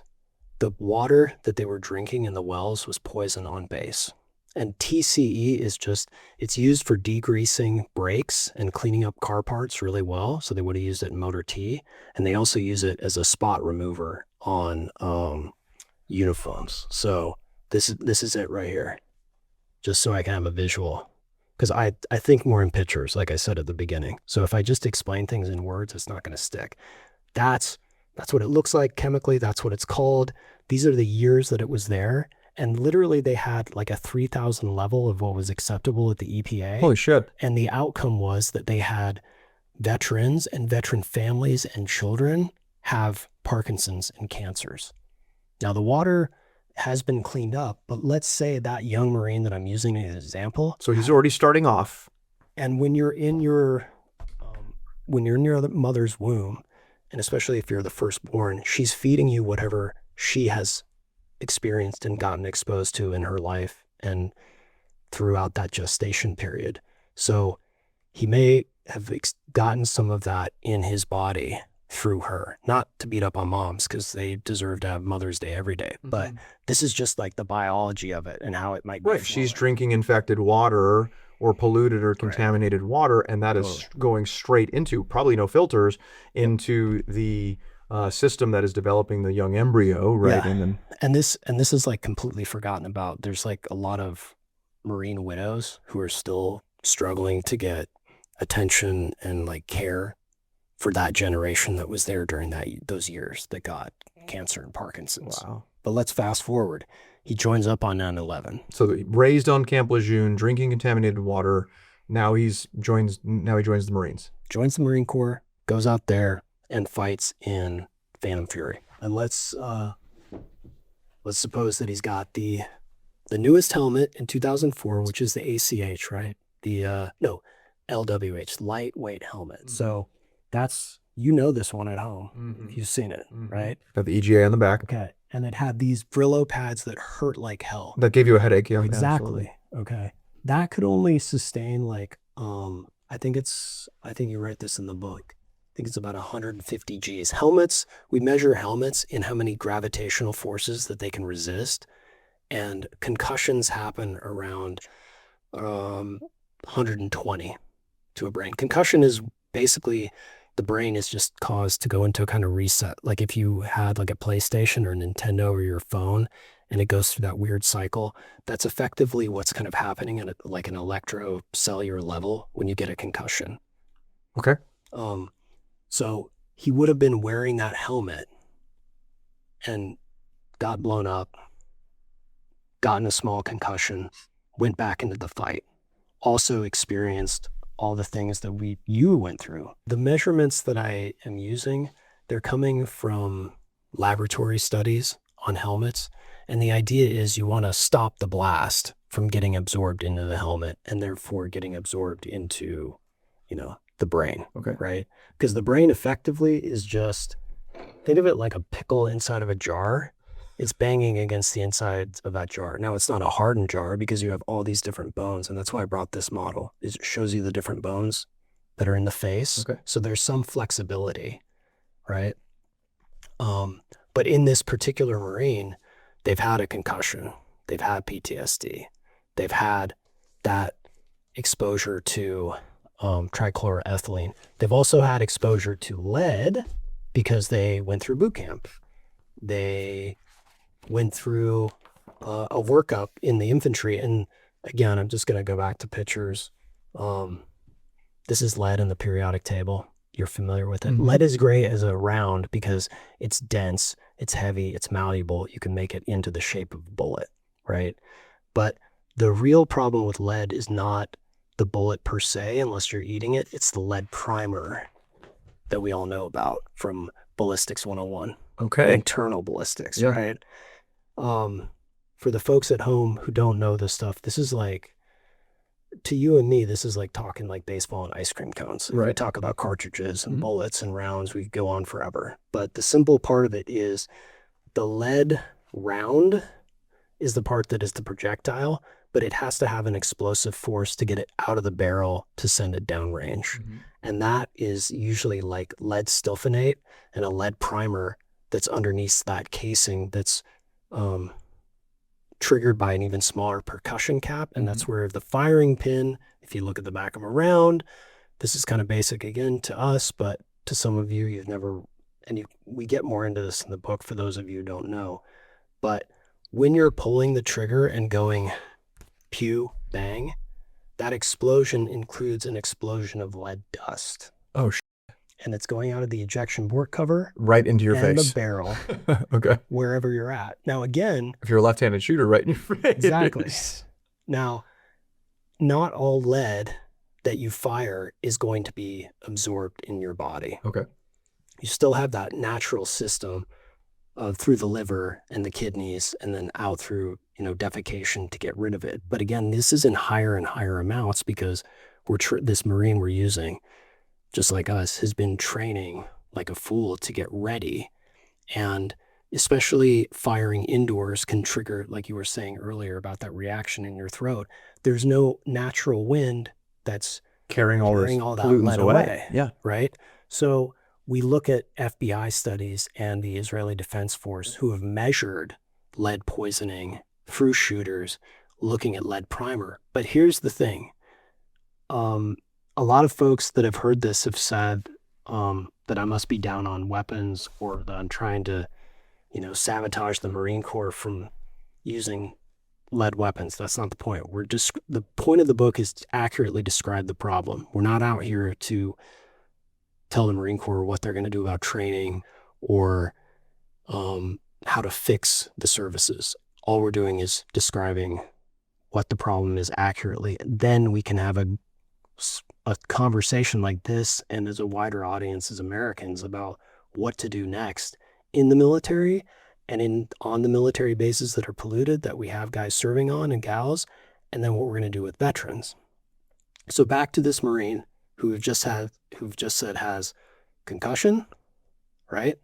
Lead poisoning from training, blasting those lead primers, trichloroethylene. Mm-hmm. Here's the thing about that lead. That may not be the worst lead that we all got exposed to in Iraq. Iraq is a dusty place, exceptionally dusty. It has what we call dust plus, which is particulate matter.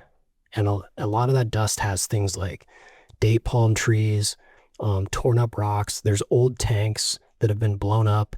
There was a huge war between Iraq and Iran that lasted 8 years, and all that munitions and all that equipment is being rotted and decaying and dancing all over the skies and ending up in our respiratory system that goes into your blood. Same with all the Iraqis. There's also a massive destructive war when the Iraqis invaded Kuwait. So again, So like when Saddam lit all the fields up, right? And like, I mean, just imagine seeing those black plumes for weeks into the, into the atmosphere. absolutely. And that just, and again, like I think the idea is that this stuff doesn't just dissipate, Right. right? It goes somewhere. It falls back down, right? And then it gets kicked up later on with dust plus. Well, and in the case of the dust in Iraq, what makes it extra polluted is that the Iraqis have been burning leaded gasoline since 2021. They have been Yes. leaded gasoline. Leaded gasoline. If you don't know the history of leaded gasoline, it existed for a reason. So when they first started making combustion engines in the teens and the 20s, the quality of gasoline, like when you go to the gas taps and you see like 87, 89 and premium 92, the gas then was in the low 20s. It was very cruddy. So to deal with the popping and the snapping that was happening, And like backfires and whatever. yes, they added lead, especially when they put engines on planes, like the Wright brothers and thereafter. You don't want a plane falling out of the sky because It had a backfire. right? So it's an anti-knock agent, is what they called it. Tetrahydral lead, I think is the official term. So they added it to, I think I put that on Previous there. one, yeah, anti-knock. I was wondering what anti-knock agent was. TEL. So that means that all of those little orange and white sedans, do you remember seeing them? Yes. And all the trucks that the Iraqis were driving were burning leaded gasoline all the way back to before I was born, before you were born. And that lead isn't just going and leaving the atmosphere of Iraq and going to some other country and hiding. It's getting mixed in the dust and going through the cycle of life. So even though we banned leaded gasoline in the 1970s, I think it was, or Eventually, yeah. early 1980s, And we maybe? grandfather things, so it takes until like 1990 for it to officially be over. There's still little bits in like small piston airplanes that is being dripped out. But in Iraq, it was on the taps while all of us were there and all the Iraqis were Right. So we recognized the harmful, byproducts from leaded gasoline and the ensuing exhaust here in the United States, but we were exposed to that overseas for decades. Holy crap. Yeah, and one of the ways that we figured that out in this country is that in your body, a lead atom and a calcium atom, they look identical. So when your body sees lead come into the system and we need calcium, it just pulls it in to different tissues, especially bone and especially the brain. So sometimes you do get lead in the brain. And the problem with lead in the brain is that it destroys nerve endings and neurons. And you need those neurons and nerve endings to do muscle memory. It's also high, right. So I remember long-term how to run a mission. like higher motor functions, right? Like I remember the specific chapter on lead and muscle memory, right? And how that was interrupting the ability for us to be able to create neuroplasticity or, to associate towards long-term, what we said, deep practice, Yes. right? That we had taken from or Yes. coined from another, Right. another practitioner in this. Oh, fascinating. So what happens with the different, levels of explosion or blast or concussion based on the different types of helmets that we have here? All right. Well, with the helmet, the idea, again, war is hell. Like we can't prevent all brain injuries, but we want to lower them as low as possible, right? And because we didn't predict IEDs and that we would be in a guerrilla war, as we discussed earlier, we weren't prepared with good helmets. There were older helmets that you and I came in on. The PAGST, P-A-G-S-T, very heavy, bulky, but they were great helmets when they were created at the end of Vietnam because this Kevlar, this resin Kevlar is like 9 or 10 wraps. It has the ability to stop high velocity bullets very well, but it's super heavy, which is bad on the neck.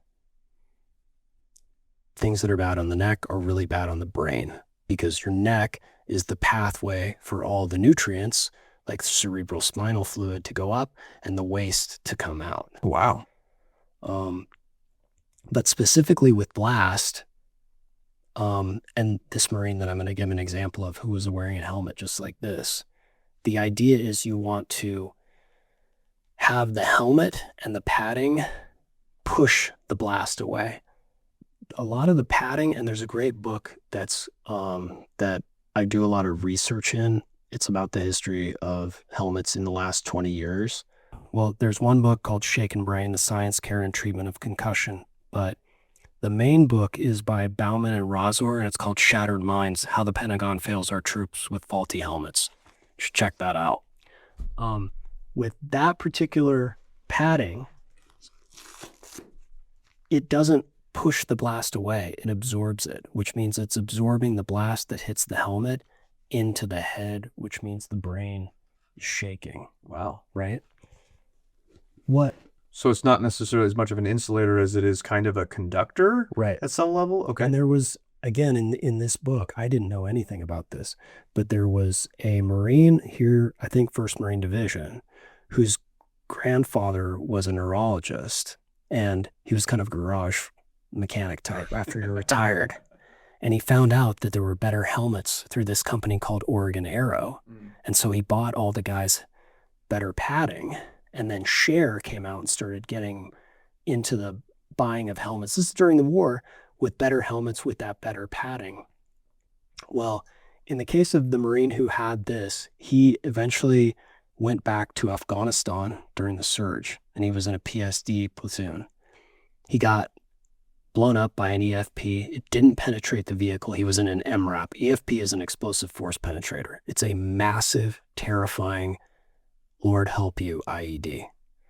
It can literally punch a hole through like 4 to 6 inches of armor, very small hole that you would see on the armor side, and then on the back side, it just peels open and then burns and tears with metal and fragments everything that's on the other side through this massive copper slug. So the slug did not penetrate the MRAP. The MRAP worked, but he was wearing a helmet like this and banged his head against the inside of the frame. Comes back, he's super sick, the usual kind of symptoms of concussion, like you want to throw up, you're dazed and confused. Like I said, that reset button on your phone or the Nintendo system is the way I kind of think about it in like a simpler way.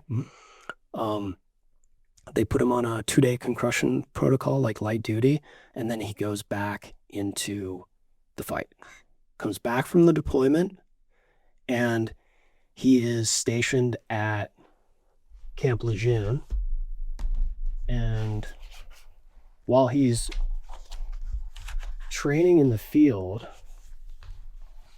he gets bit by a tick. Get bit by a tick, you might get Lyme's disease, especially if you see that bullseye needle. And Lyme's disease is this strange mix of different bacteria, and it can take on different forms of that bacteria. You can do some more reading on that later, but he definitely had the bullseye's kind of bite, which meant that the tick had gotten in there, despite the fact that he was covered in all of these, DEET, permethrin, which we're finding out expand the holes in the blood-brain barrier. They have different effects on the system and can actively take all these different toxins, heavy metals, and other pollutants and absorb more or make them more synergistic so they work better and do more damage to the body.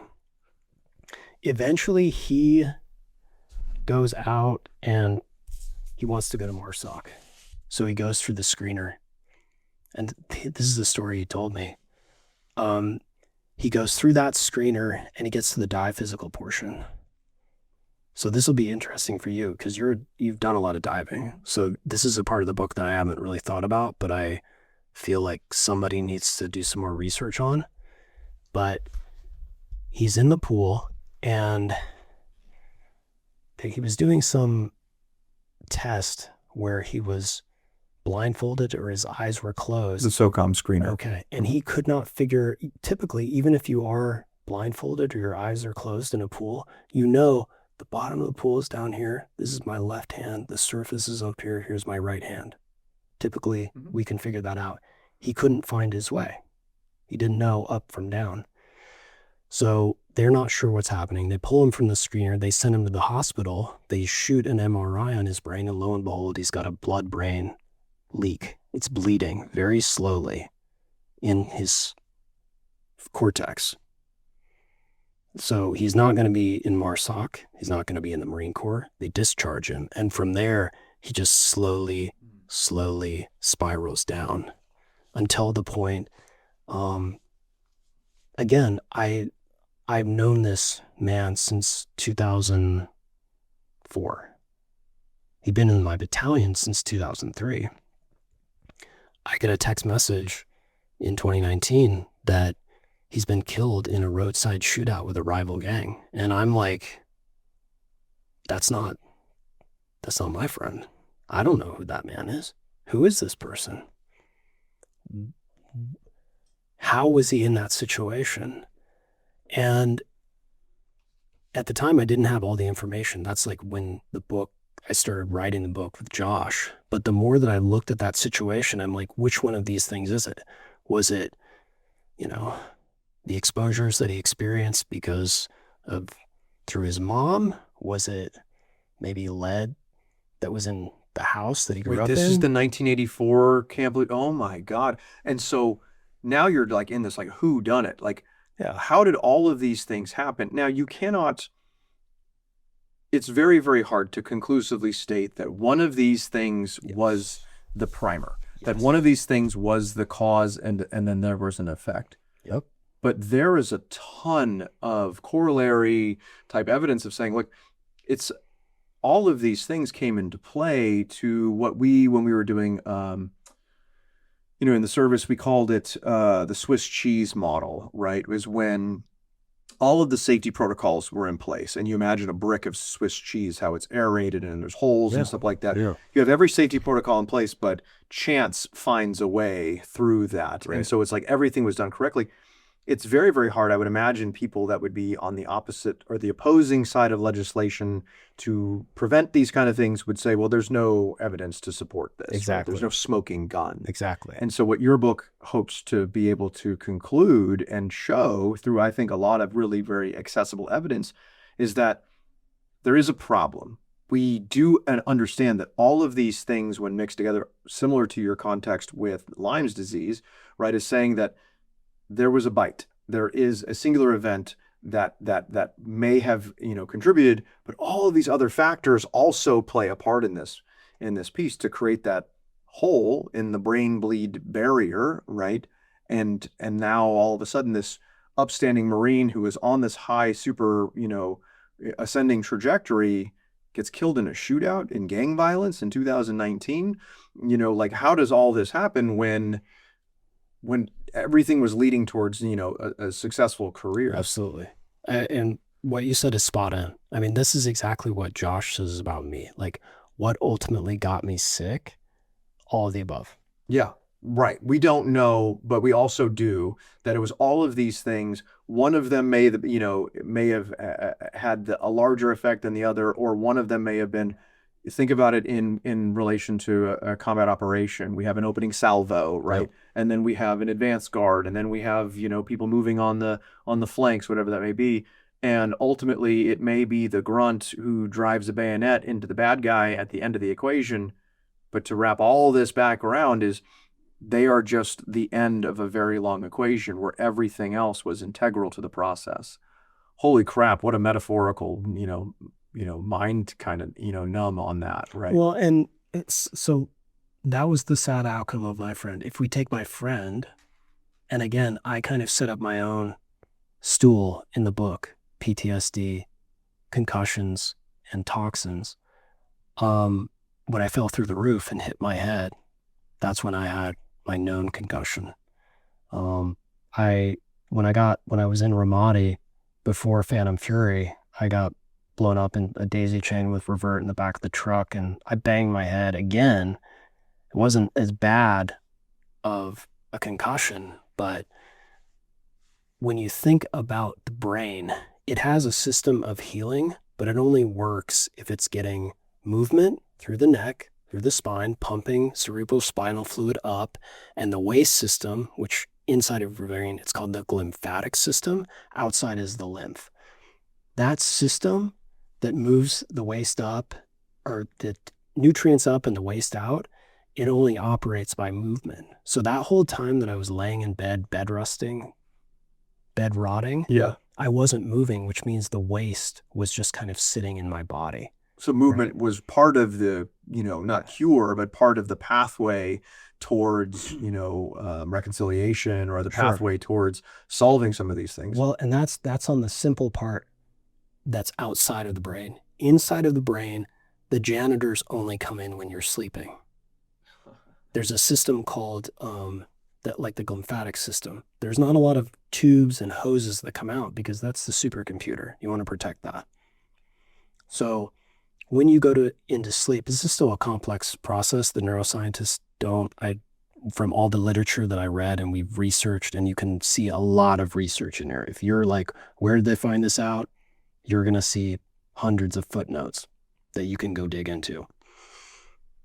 But in this system, the brain goes through it's almost like a sponge. It shrinks and gets kind of rinsed out, and these special cells called glial cells come in and they power wash unnecessary things and fix things.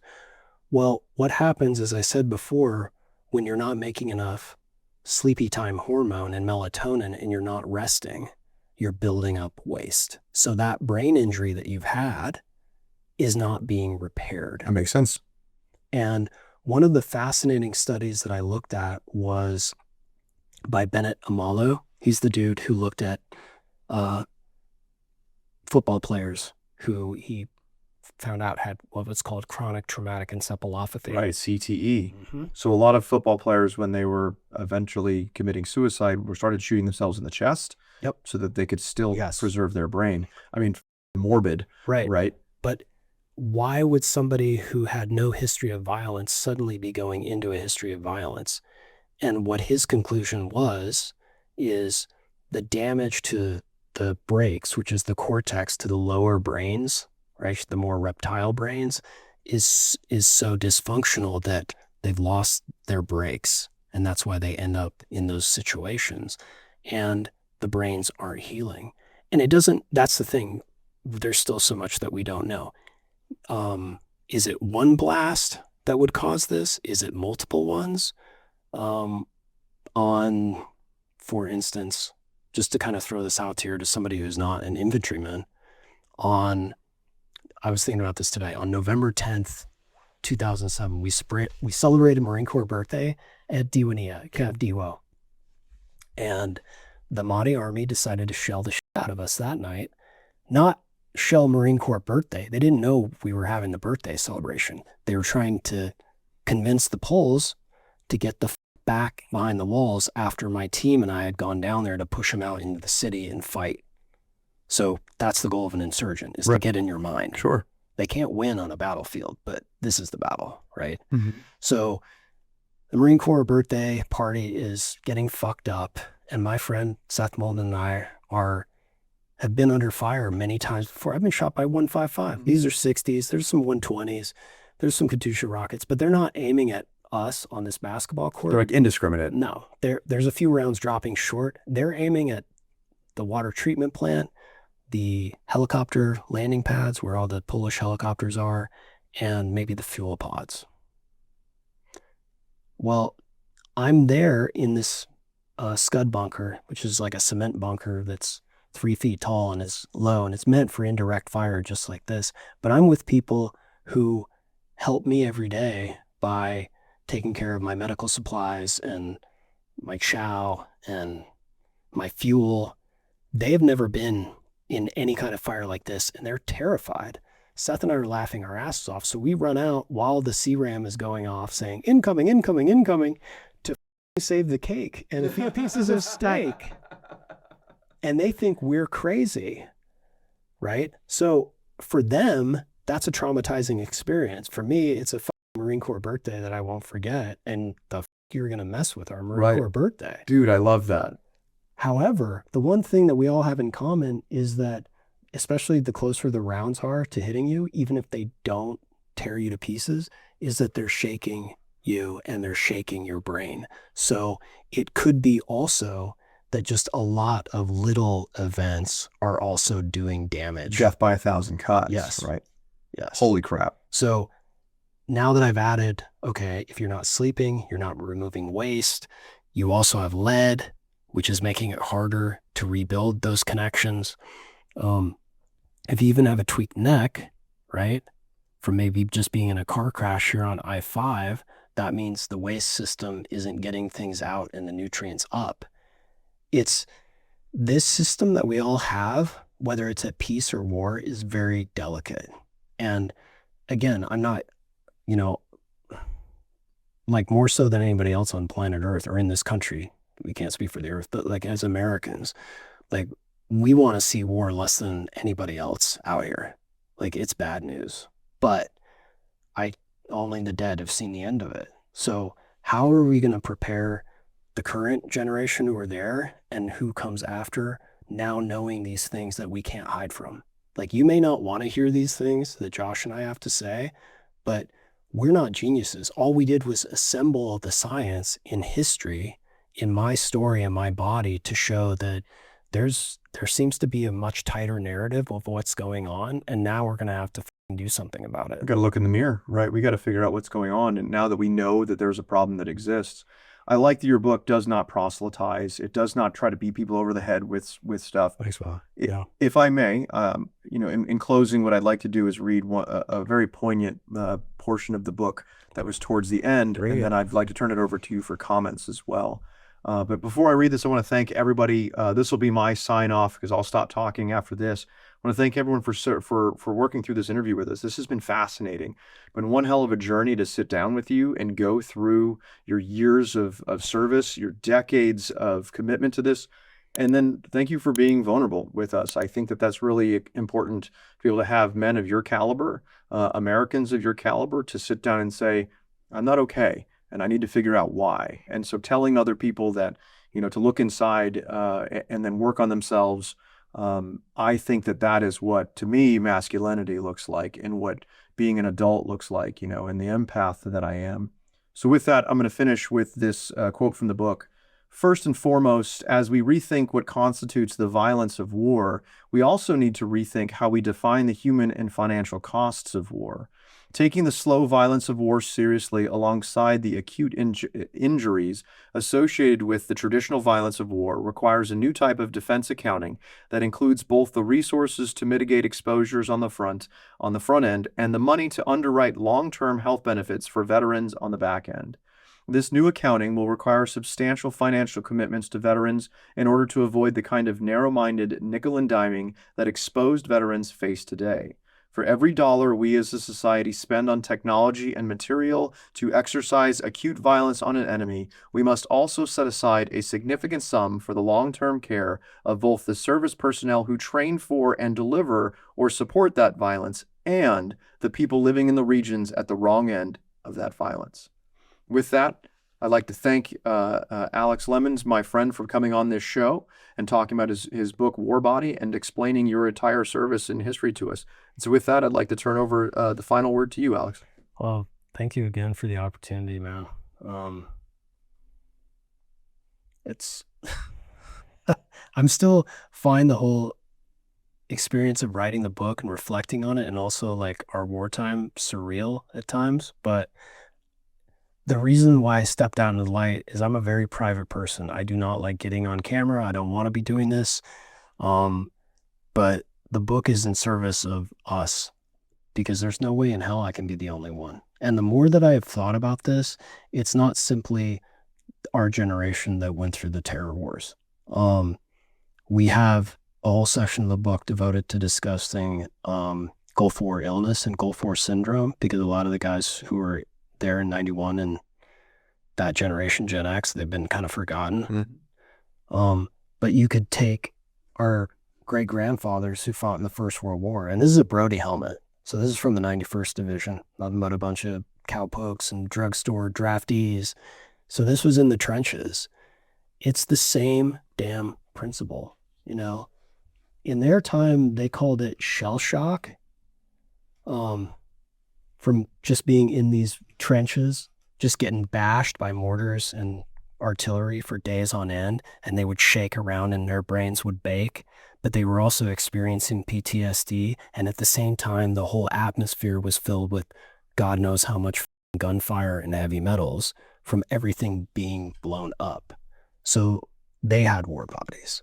This is an old story, and we're going to have to all kind of put our hands and our minds together now if we want to treat all veterans. And I'm still in the mind always that, you know, we don't leave anybody behind, even if we're back here stateside and we're old and gray the way that we now are. Like, you know, we've got to make that commitment to each other, even if the war itself was something maybe I was never a really true believer in. I just tried to do the best I could in the fucking situation I was in with the training I had. Well, now that part is over, but obviously the war is continuing in everybody's body who fought in it, whether you were buying a computer, you know, shooting a mortar tube, or, you know, carrying an M40. So we've got to make that commitment to each other and pick it up and carry on. Thank you very much, my friend. Semper Fi, brother. Yeah. It was great chatting with you, dude. Absolutely. Thank you very much. All right.